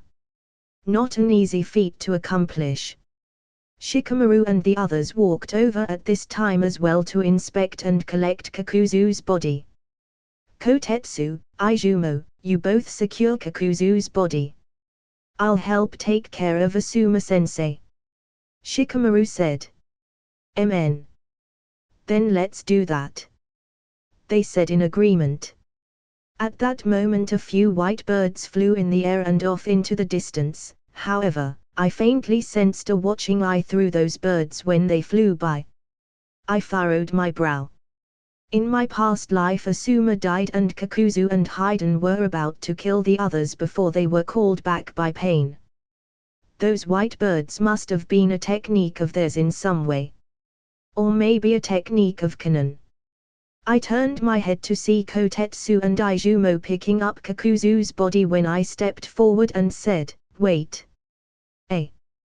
What is it? They said. There's too many variables that could happen during the transport of these two Akatsuki members. Our best bet is to just have me teleport you guys to Konoha. I'll have my main body set up a place with Lord Fifth and I'll send you guys there. I replied. Can you do that? Shikamaru asked. I nodded my head and dispelled the shadow clone technique, turning into a puff of smoke. So he was a clone the entire time, Izumo said as he stared in wonderment. As I sat next to Yamato, my expression changed at that moment. Kakashi noticed my change in expression and said, "Is something wrong, Izaya?" Well, I wouldn't say wrong, but something eventful did happen. Short story is that one Akatsuki member is dead and another one was captured. I'm going to meet with Lady Tsunade to set up a place to hold them and then directly teleport them into that space. This will reduce the number of variables that could come into play when attempting to transport them back to Konoha. I replied as I disappeared in the next moment. Ah! Both Kakashi and Yamato exclaimed as they took in the news and stared at the spot I was just at. Knock knock. Come in, Tsunade said. Yes, I replied as I walked in and saluted her. Izaya, if you're back, does that mean Naruto completed his new technique? She asked. I shook my head. No, but he is getting very close. There's an important matter that needs to be taken care of. Asuma, Shikamaru, Kotetsu, Izumo, Haku, and Kimimaro encountered the Akatsuki. One is dead and they've captured the other. If I may be so bold to suggest my plan. First, we need a safe place to hold them immediately. Then I will safely teleport them into that location so as to minimize any variables that may occur during their transport. Tsunade quickly stood up from her seat as she yelled in shock, "What? Ahem. I mean, Shitsun, quickly inform Lord Third and also gather our elite Anbu that specialize in interrogation including Morino Ibuki. Izaya, follow me, quickly." Yes. Shitsun and I replied as I followed her to a special holding cell beneath the compound of the Anbu's barracks. It was a dimly lit room far beneath the ground with different seals and barriers placed around. Transport them here. I'm counting on you, Izaya, she said. Amen. I nodded and left my special kunai in the middle of the place before disappearing. Fwish. You're back. Did you secure a place with Lord Fifth? Shikamaru asked. I did. Let's hurry. I'll also send Asuma-sensei to the hospital, I replied. I walked over to Hayden and activated my wood style, wrapping him up in a tight bundle. I then placed my hands on his cage, which prompted him to start yelling. Why, you bastard? What the hell do you think you're doing? Get your hands off right now, you hear? I said. Gee. He disappeared in a flash and reappeared at the designated location. Next, I said as I walked over to Kakuzu's body and placed my hand on his corpse. He too disappeared instantly. All right, Shikamaru, I'm sending you off with Asuma-sensei to the hospital, I said as I walked over to them. Amen. Please do. Shikamaru nodded.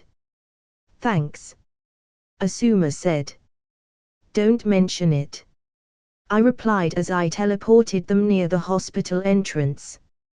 I then turned to Izumo, Kotetsu, Haku, and Kimimaro.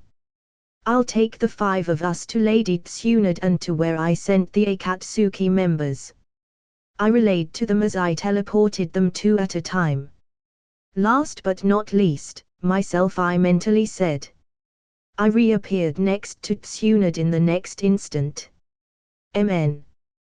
Good job, Izaya, she said as she turned to look at me. So these are the 2 members of the Akatsuki in Konoha. Hiruzen said as he walked in through the door. You bastards. What do you want to do, huh? You can't kill me anyways, so you should just let me go, Hayden yelled. Soon after, skilled members of the Anbu under Tsunade and Hiruzen walked in. Excellent work, Haku, Kimimaro, Kotetsu, Izumo, Izaya, We will take it over from here. Izaya, you may go first. As for the other four, aside from Asuma and Shikamaru, I heard that you were the ones to actually fight and take down these two members of the Akatsuki. Give us your report and you can go after. Tsunade said. Yes. We all replied. I was the first to leave as it seemed my job was done. So, turns out they did attack. It's a good thing Haku and Kimimaro are very strong now and that they made it in time to save Asuma, I thought to myself as I disappeared and reappeared next to Yamato again. I sat back down to explain the entire situation to them. Pitter-patter pitter-patter. Haiden and Kakuzu failed. Haiden was captured and Kakuzu is dead. Pain said. So it seems. Kanan said. Those leaf shinobi are more skilled than anticipated. Haiden and Kakuzu must have been too careless. With Haiden captured and Kakuzu and Sasori dead, sealing the two tails will take a bit longer than intended. It can't be helped. See if there's anyone else worth recruiting into Akatsuki. Pain said. Yes, I'll look into it. Kanan replied respectfully before turning into a bunch of papers and flew off. In a dark underground basement stood a man with a cane and half his face covered with bandages. Fwish. Reporting Lord Danza. Our plans to steal the bodies of the two defeated Akatsuki members en route to Konoha were foiled. Instead of their bodies being transported, they were instead directly teleported into a secure location underneath the Anbu barracks of Lord 5th and Lord 3rd by Karasuma Izaya. The prison that the remaining surviving Akatsuki member Haiden is held in is guarded by highly skilled Anbu 24/7 and will be difficult to breach. A root Anbu said as he knelt before Danza. Danza clenched his cane with his left fist and had a scowl on his face. Karasuma Izaya. I swear I will kill him and reclaim Shisei's eye. He's become a real thorn in my side. Heed my orders, tell Unit 3, 4, and 5 to monitor Izaya and kill him when they have the chance. Have Unit 2 monitor in the shadows and provide support if necessary. Yes. The root Anbu replied and accepted his new orders and disappeared into the shadows. Danza disappeared in a puff of smoke soon after. Tap. Tap. Tap. Hyuga Hayashi walked through the Hyuga Manor as he took a look at the courtyard where Hinata, Hanabi, and Neji were practicing their taijutsu. He nodded his head in appreciation at their hard work before turning a corner and immediately paused. Noticing a figure in the shadows, he immediately took up a defensive posture and said with a stern voice, "Reveal yourself." Tap. Tap. Tap. The figure slowly walked out of the shadows, revealing to be Danza. Lord Danza. Hayashi said as he lowered his defensive stance and resumed his normal posture of the Hyuga clan head. Hayashi. Pardon me for my intrusion upon your residence without notice. Danza said. Of course, but what brings you to the Hyuga residence on such short notice? Hayashi asked semi-warily of Danza.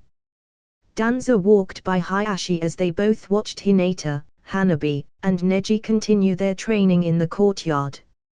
I see the young members of the Hyuga clan are training hard. You must be proud of them. Danza said. Hayashi gave Danza a sideways glance, wondering what the heck this crafty old man was up to, but answered, "Yes, I am very proud of their progress and dedication. If I recall, the next chosen heir to the Hyuga clan will be Hyuga Hanabi, correct?" Danza asked. That is correct. As Hinata has abdicated the position and Neji is of the branch family, the next in line is Hanabi. She has been studying and performing her duties as next head splendidly. Hayashi replied. Oh. Is that so? I wonder about that, Danza said with hidden meaning. Hayashi raised his eyebrow in suspicion and said, "What do you mean, Lord Danza?" I don't mean to interfere with the affairs of the Hyuga residents, but I hear that she has been spending quite some time with a boy named Karasuma Izaya. Have you heard of him? Danza replied. Izaya ha. I've seen him before. What do you mean when you say Hanabi has been spending time with him? Hayashi inquired suspiciously. As the next head of the Hyuga clan, I thought she would be a bit more careful in choosing who she approaches. This Izaya child is too obscure. I researched his background and found that he was not originally from the Hidden Leaf. Who knows what kind of unknown and dark background he has?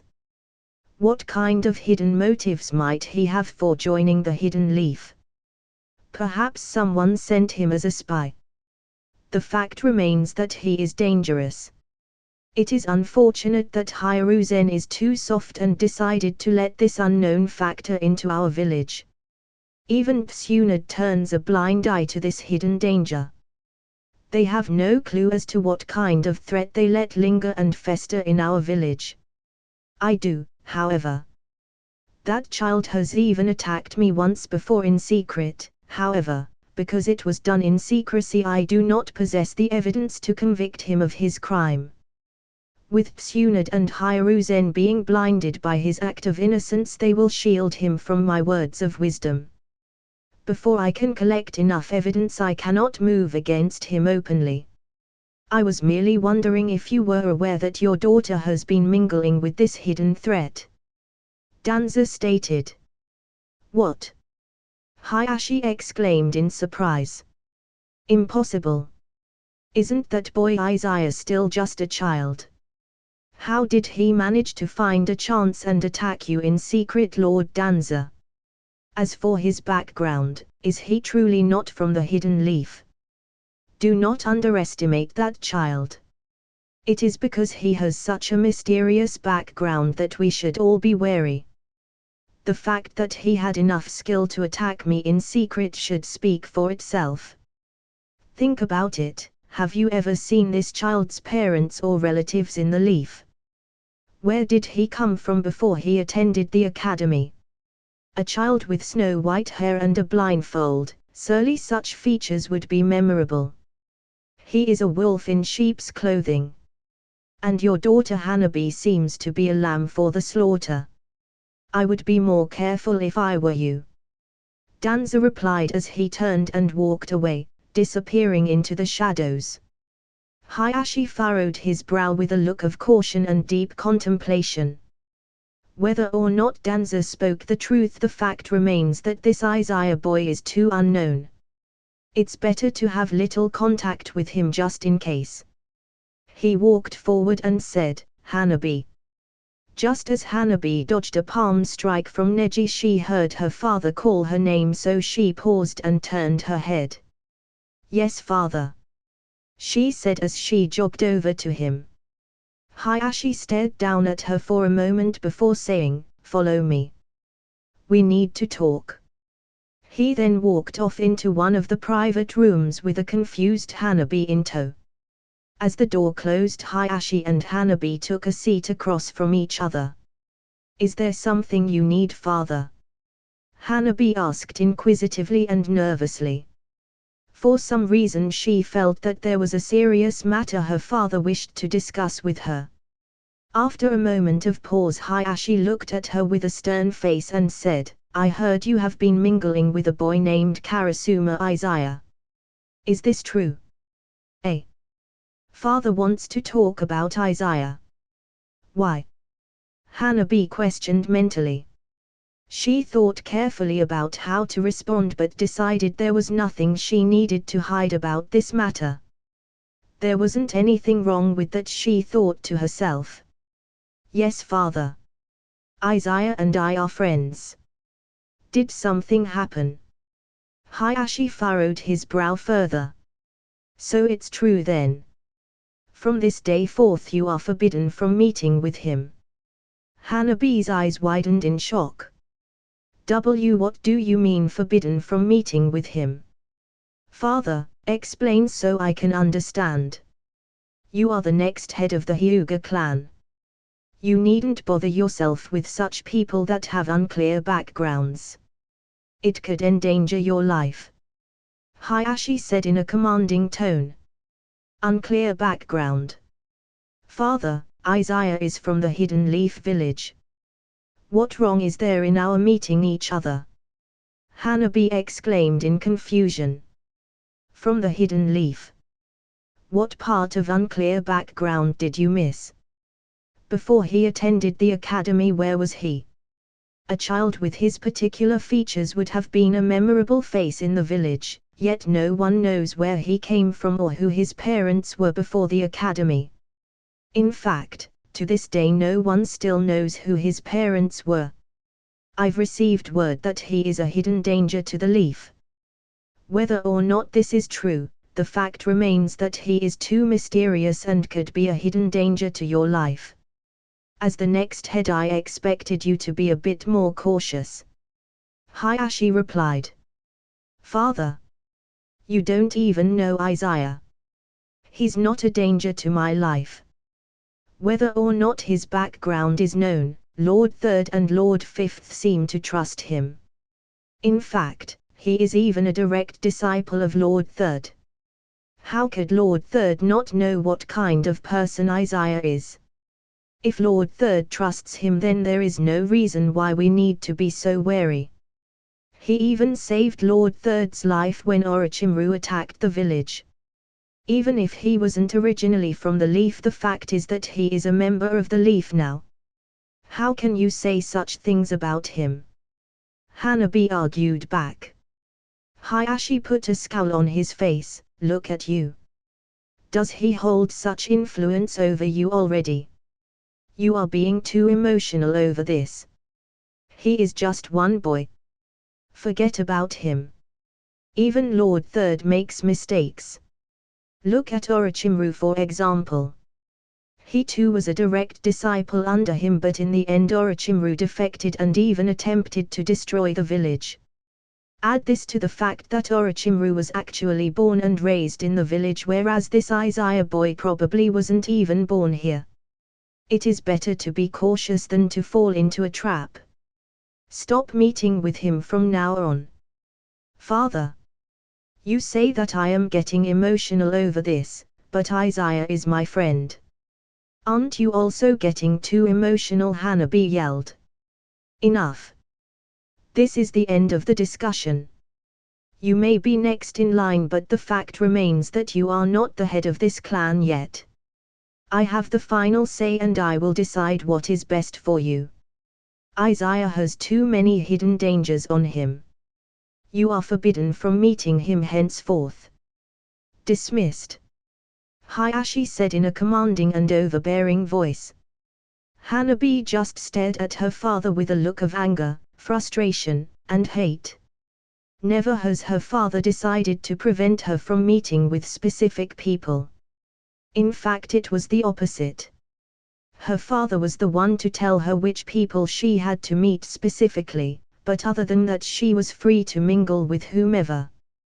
Why was this time different? Izaya had performed great merits for the Leaf, so why would her father forbid her from being associated with him? She couldn't understand it. Tears welled up in her eyes at her frustration, but she held them back. She wouldn't show weakness in front of her father, so she stood up and slammed the door as hard as she could when she left the room. When Hinata and Neji saw Hanabi walk past them in the courtyard, they instantly knew something serious had happened between Hanabi and the clan head. Neji and Hinata just looked at each other before nodding as if they read each other's thoughts. Hinata chased after Hanabi's retreating form while Neji walked over to where the clan head Hayashi was. Knock knock. Sigh. Hayashi let out a deep and long breath. Enter.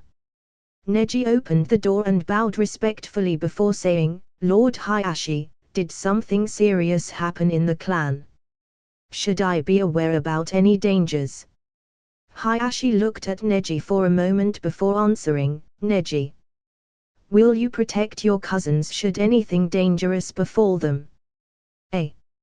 Neji exclaimed in his head. Maybe something did happen within the clan, he thought mentally. Of course, Lord Hayashi. It is my duty to protect the heirs of the clan with my life, he replied. Amen. Then that is good enough. There's no need for further discussion. I'd like to be alone for a bit, Hayashi said. Neji just nodded his head and walked away even more confused. What the heck happened? Neji mumbled to himself. In a dark corner of the Hyuga compound stood Danza hidden in the shadows. Looks like things went well, Danza whispered to himself before completely disappearing from the compound. Phew. Yamato-sensei and Kakashi-sensei finally let me go after Naruto successfully created his Raisen Shuriken. It's already been a week since Haiden and Kakuzu were defeated. I wonder how the interrogation is going. As I was walking through the woods back to Konoha and away from the remote training ground Naruto was at, I sensed a flutter in the trees. They concealed themselves well. Whoever is hiding in the shadows of the forest, I mentally noted. They must be aware of my sensory abilities to be able to hide from my detection at this close of a proximity. Don't tell me Danza is trying to use this opportunity to kill me. Well, I am alone right now, so I guess they'll make their move soon. This will be the third time he's attempted my assassination. I wonder what tricks he'll play this time. He's aware I have the Flying Thunder God and can leave any time, so he probably had some of his Anbu look for my markers around Konoha and remain on standby in case I fly to one of them. This means if I really want to escape, I still have 5 safe options. Fly to Kimimaro or Haku, who has a special kunai, Hiruzen Sensei, who has a necklace with my sealing formula, Yamato Sensei, who has a special kunai I gave him from before, and the Anbu prison holding Haiden, where it is tightly guarded by Lord 3rd and Lord 5th skilled Anbus. Even so, I should just elect to kill all these guys to reduce the number of Anbu in Danza's division. Just as I finished my thoughts, I leaned back, successfully dodging 4 shuriken and did a backflip dodging 5 kunai. Well, seems you guys couldn't wait any longer, I said with a smirk. I pulled out a special kunai as it spun in my hands and said, do your worst. Ting. Ting. Fwish. Zwang. 10 kunai soared past my head as I quickly ducked and jumped to my side, dodging another 3 shuriken successfully. I held my special kunai in my right hand and successfully parried 2 kunai thrown straight at me as I jumped on the tree trunk to my right, dodging another kunai aimed at my neck. A root Anbu jumped down from the tree top above me and slashed with his sword, prompting me to deflect his attack with my special kunai and spun my body at the same time, ending up behind him, successfully piercing my kunai into his neck, killing him. As he was falling to the ground, I grabbed his body and used it as a shield, blocking 20 shuriken flying at me. Put. After blocking the barrage of shuriken, I threw my special kunai in the direction of the attack. However, I was forced to jump to my left and up a tree top as a blast of wind ninjutsu destroyed the area I was just at. 2 Anbu appeared from the shadows of the trees wielding a kunai in their hands. One stabbed with his right hand and the other swept at my feet. I jumped to dodge the sweep and grabbed onto the other's hand. Holding tightly onto the Anbu's arm, I threw a powerful air kick into his face, using the force of the recoil to jump out of the other Anbu's reach. As I landed on another branch, 3 Anbu rushed at me with their swords. I sidestepped 2 blades, dropped a paper bomb, and flew to the special kunai I threw earlier before the 3rd blade could reach me.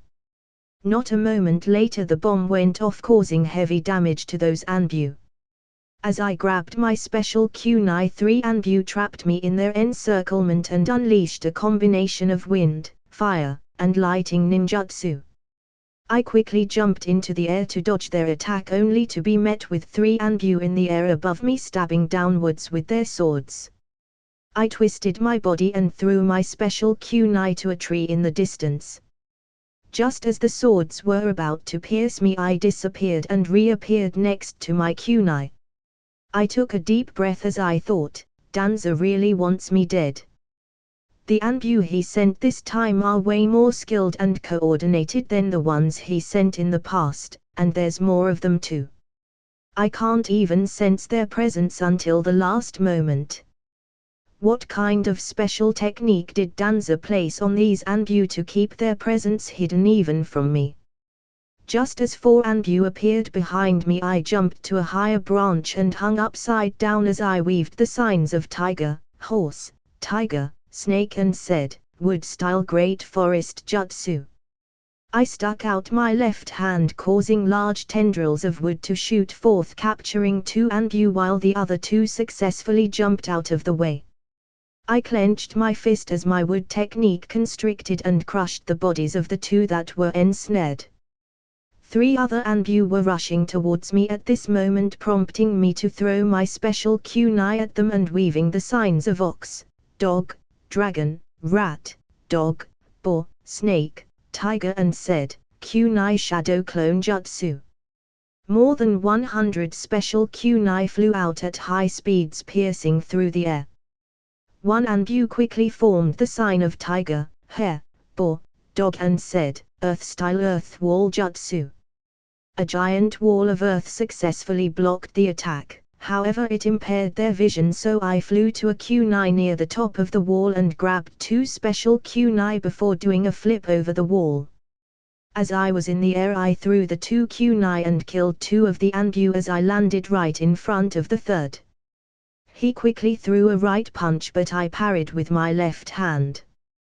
He kicked with his left leg as I blocked with my right knee. He punched, thrusted, kicked, swept, dodged, blocked, parried, flipped, grappled, and twisted, but I countered and met him blow for blow as I finally broke his arm, dislocated his knee, and twisted his head, effectively killing him. A pair of hands shot out from the ground and grabbed my ankles at this moment, preventing me from moving as 2 Anbu shot out at great speeds from my left and right sides, thrusting their swords out at my body. Just before the swords reached me, I flew to one of my 100 special kunai lying around the forest floor, causing the 2 Anbu to skewer each other as they couldn't react in time at the last moment. I quickly turned my head to the left and kicked with my right leg, dodging and deflecting 2 kunai thrown at me. I jumped up as a large Fuma shuriken flew past and stuck my hands out to my sides, successfully grabbing 2 kunai that were thrown at me. I twisted my body in the air and threw both kunai back from their point of origin. Both Anbu dodged behind a tree before they could get hit. Just as I was about to land, a powerful blast of wind ninjutsu shot towards me, but I flew to a different kunai in the forest. A blast of lightning was aimed at me in that moment, prompting me to jump up and hang upside down on a branch with my feet. I quickly formed the snake hand sign and said, wood-style silent strangle jutsu. The Anbu that just appeared on the branch above me was instantly bounded and incapacitated by the thick wood vines. I quickly appeared behind him and was about to kill him when a light flashed beneath my feet, instantly rooting me in place. What the? I exclaimed. It was at this moment that 2 Anbu rushed at me from the front and from behind. I quickly shifted my body as their swords pierced into me, just missing my vital points. I held on to the blades of the swords to prevent them from moving as I coughed and spit up some blood, struggling to move. You bastards! This is a space-locking seal. There's no way you amateurs could perform such a difficult sealing jutsu. Did Danza prepare this for you all beforehand? I said as I gritted my teeth. Accept your fate, Karasuma Izaya. Today you die here. Activate the barrier. The Anbu in front of me said. At that moment a powerful barrier field engulfed the entire forest. I coughed up more blood as I struggled to move. I'm impressed. The Anbu Danza scent came quite prepared this time. This is also a space-locking barrier, isn't it? To prevent me from escaping with my flying thunder god, to place this barrier takes quite the time to set up. He's determined, I'll give him that. Your mistake was your overconfidence and not leaving the moment you noticed something wrong. This barrier is called the Suicide Colosseum Barrier. It creates a powerful illusion on the outside so no one will even suspect that something is wrong inside. It reacts to our chakra and there is only one way to leave. Either the only one left in this barrier alive is us or the enemy.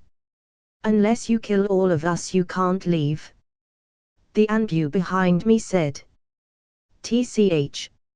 How troublesome, however, that also means that unless you kill me none of you are also able to leave this place, hence the name suicide. I replied. It doesn't matter. You are powerful, I give you that, but not even you have the capability to kill all of us. An Anbu said as more than 30 more Anbu appeared in the vicinity. Guess it can't be helped. Since none of us are leaving for the time being anyways. I said as I let go of one of the blades pierced in my body and pulled off my blindfold. At that moment the Anbu in front of me froze up and couldn't move anymore as I stared him in the eyes. Genjutsu. I said. I quickly turned my head behind me and said, Amaterasu. Ah. The Anbu stabbing the blade behind me screamed in agony as the black flames incinerated his body. I quickly destroyed the space-locking seal beneath my feet with Amaterasu before quickly flying to a special kunai out of the encirclement of the Anbu. Just as I disappeared, more than 100 ninja tools struck the spot I was just at. Mangekyou Sharingan. Shit. He actually possesses the Sharingan. The Anbus exclaimed. Too bad you can't leave to tell Danza. I replied with a smirk as more blood seeped out from my wounds and lips. Poisoned blades, huh? I mentally noted as pulled out the blades from my body and feeling my body worsening and weakening. 3 Anbu ambushed me from the shadows of the trees as I quickly responded by jumping up, dodging 2 kicks and grabbing the arm of the third. I performed a flare in the air using the arm of the Anbu as leverage and kicked 2 of the Anbu before breaking the arm of the last Anbu and kicking him into 2 other Anbu rushing over this way. I did a backflip dodging several senbon needles and jumped behind a tree as I felt my head go dizzy. I coughed more blood as I silently cursed whatever poison Danza had those Anbu use. If it wasn't for my body's powerful regeneration skills I probably would have lost consciousness already. I jumped up the tree I was hiding behind and dodged several shuriken and then kicked off the tree onto a different one, dodging a fire ninjutsu attack.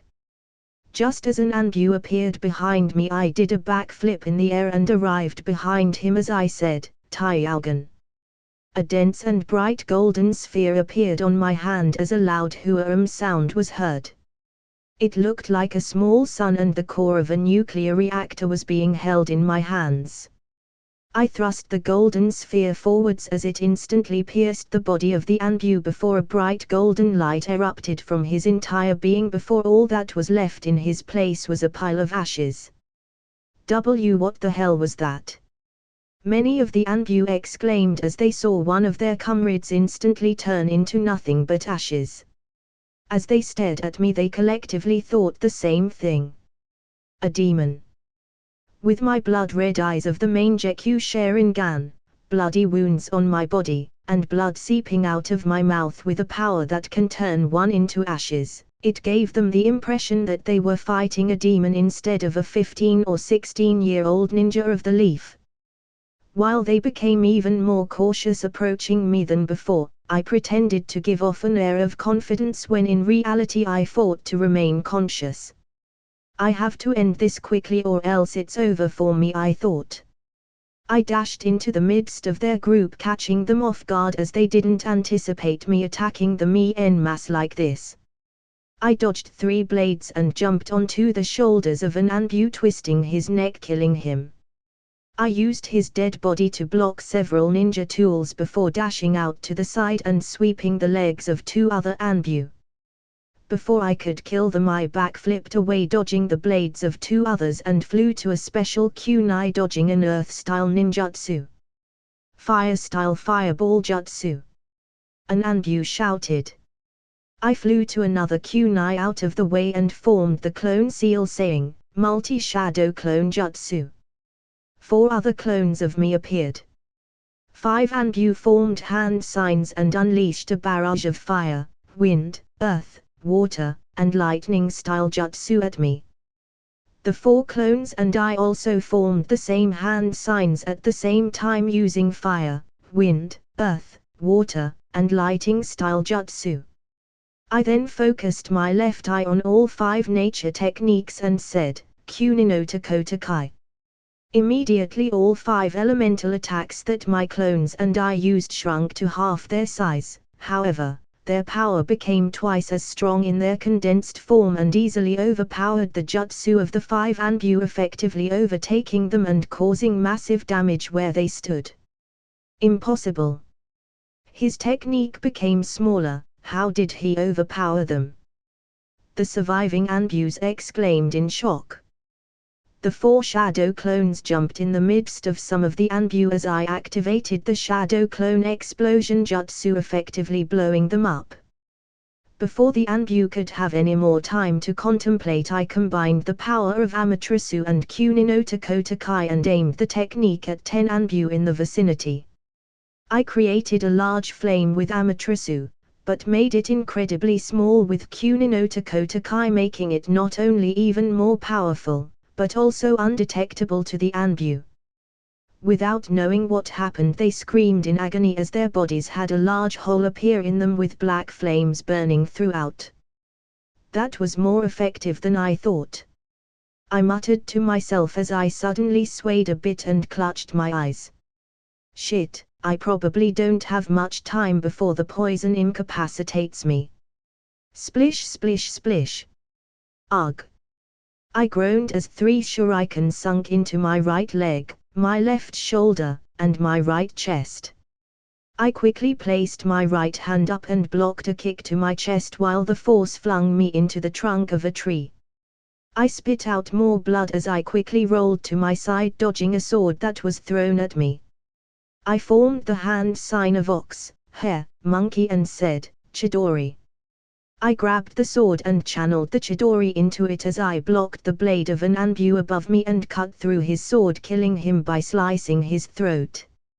I did a backflip, dodging a fire ninjutsu attack, and threw the Chidori enhanced sword as it stabbed into 2 Anbu, killing them.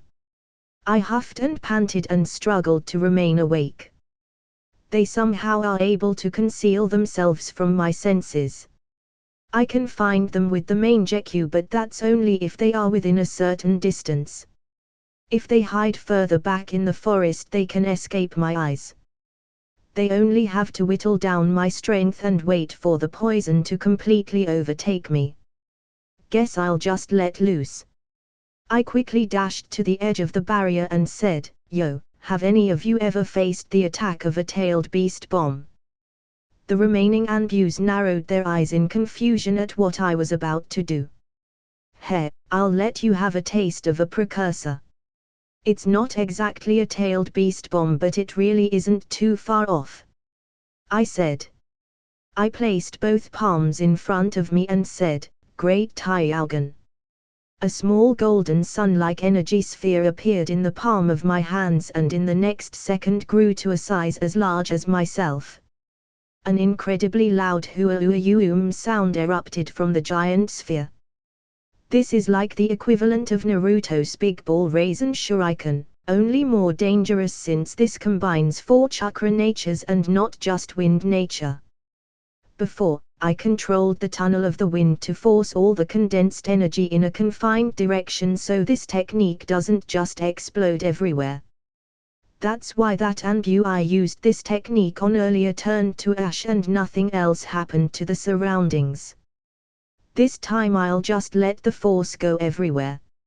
No matter where you are hiding, you can't escape from this, I smirked and thought to myself. Although, that includes me too, since I'm trapped in this damn barrier, I lamented. What the hell is he going to do? The surviving ambus exclaimed with panic. He, die!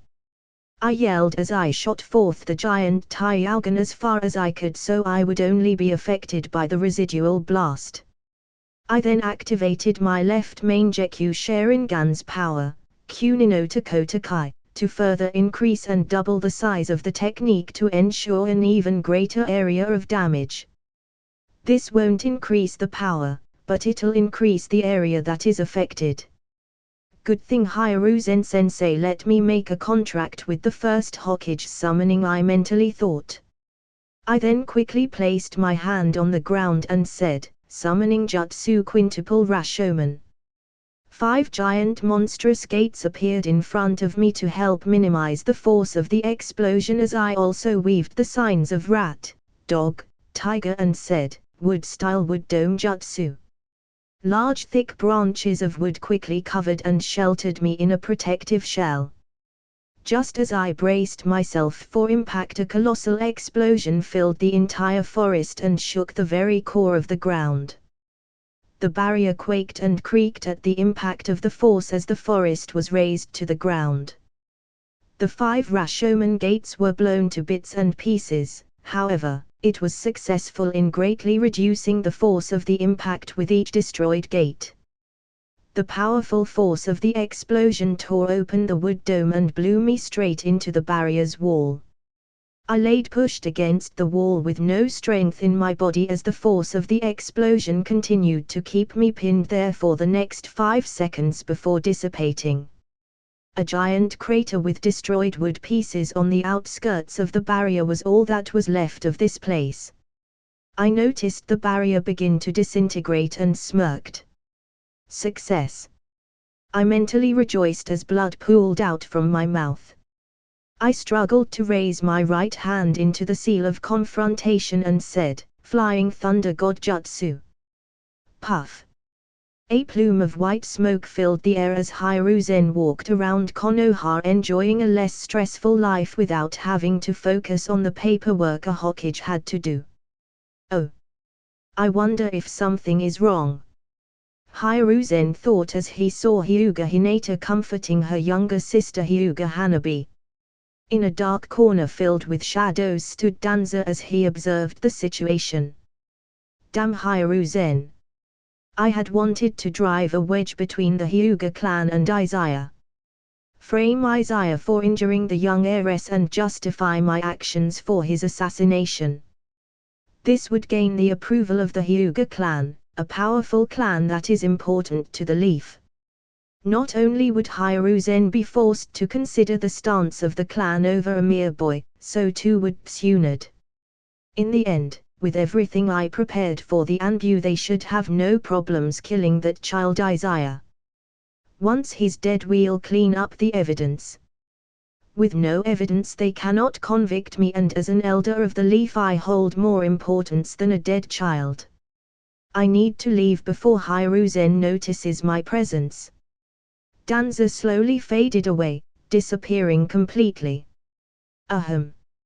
Ahem. What a beautiful evening, wouldn't you say so? Hiruzen said out of nowhere. Eh? Hinata replied in surprise as she turned around to see Lord Third. Sniff. Excuse me for my improper display of emotions, Lord Third. Hanabi said as she wiped away some tears and bowed respectfully. What improper display of emotions? If you do not cry when you are sad or do not smile when you are happy, then I would consider that an improper display of emotions.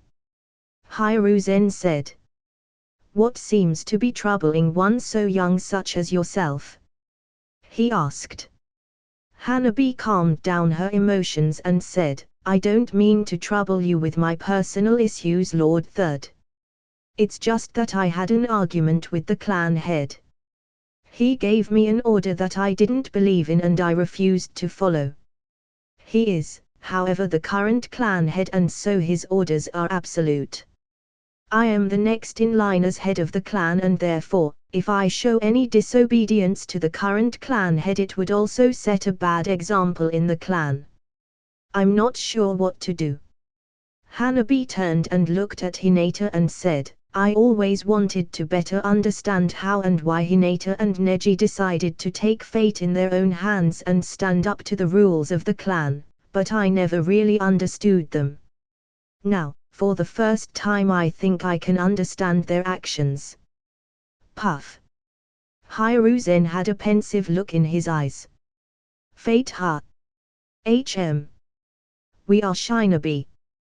To Shinobi we are the ones who defy fate. To be a Shinobi means that you forge your own fate. That becomes your ninja way. Shinobi take on dangerous missions every day and can lose their lives at any moment, but many still aspire to become Shinobi. Why is that? It is because we all have something precious that we wish to protect. In order to protect something precious to you means that you may have to go against fate even if the odds seem to be against you. A Shinobi is one who endures all hardships and continues to work against fate by forging their own path. Even if we Shinobi may lose our lives one day we still forge a path of our own choosing because those who resign themselves to the fate of others making means that they have not only given up on themselves, but that they have abandoned the very things they wished to protect. As the third Hokage I have many things I wish to protect and I will use my life if need be to protect those things that are precious to me. The sad part is not dying itself. Rather it is dying without following your own path and beliefs. In this life one should decide whether they will be happy resigning themselves to a fate of someone's choosing, or will they forge a path ahead themselves and capture their own happiness. Whether your road ends long or short, you must at least answer this question, were you truly able to smile from the bottom of your heart at the very end? That is why so many struggle every day to find what their ninja way is. They wish to forge a path that they can be proud of so that in the end they may meet the crossroads with a smile from the bottom of their hearts. Well, these are only words from an old man now. Hanabi-chan, Hinata-chan, I hope that whatever path you choose to take, you will be able to smile from the bottom of your hearts. Puff. Another plume of smoke filled the air as a silence fell over the three of them. Hanabi wiped away all the tears in her eyes and said, Thank you, Lord Third. Your words have helped me clear my mind. Amen. Hiruzen smiled, however in the next moment he was instantly shocked. Thud. Cough. Izaya vomited a mouthful of blood at this moment as he appeared on the ground next to Lord Third. Izaya! Hanabi shouted in alarm. Why does that sound like Hanabi's voice? I swore I teleported to Lord Third, I thought to myself before everything went completely black. Hinata was shocked and horrified at the bloody sight of Izaya. Not good. Hiruzen said with a shocked expression. He quickly picked up Izaya's body and disappeared in a puff of smoke. That's it for this video, guys. Hope you like the video. Like, share and subscribe the channel. Also make sure you give me your recommendation in the comment section down below. Thank for watching.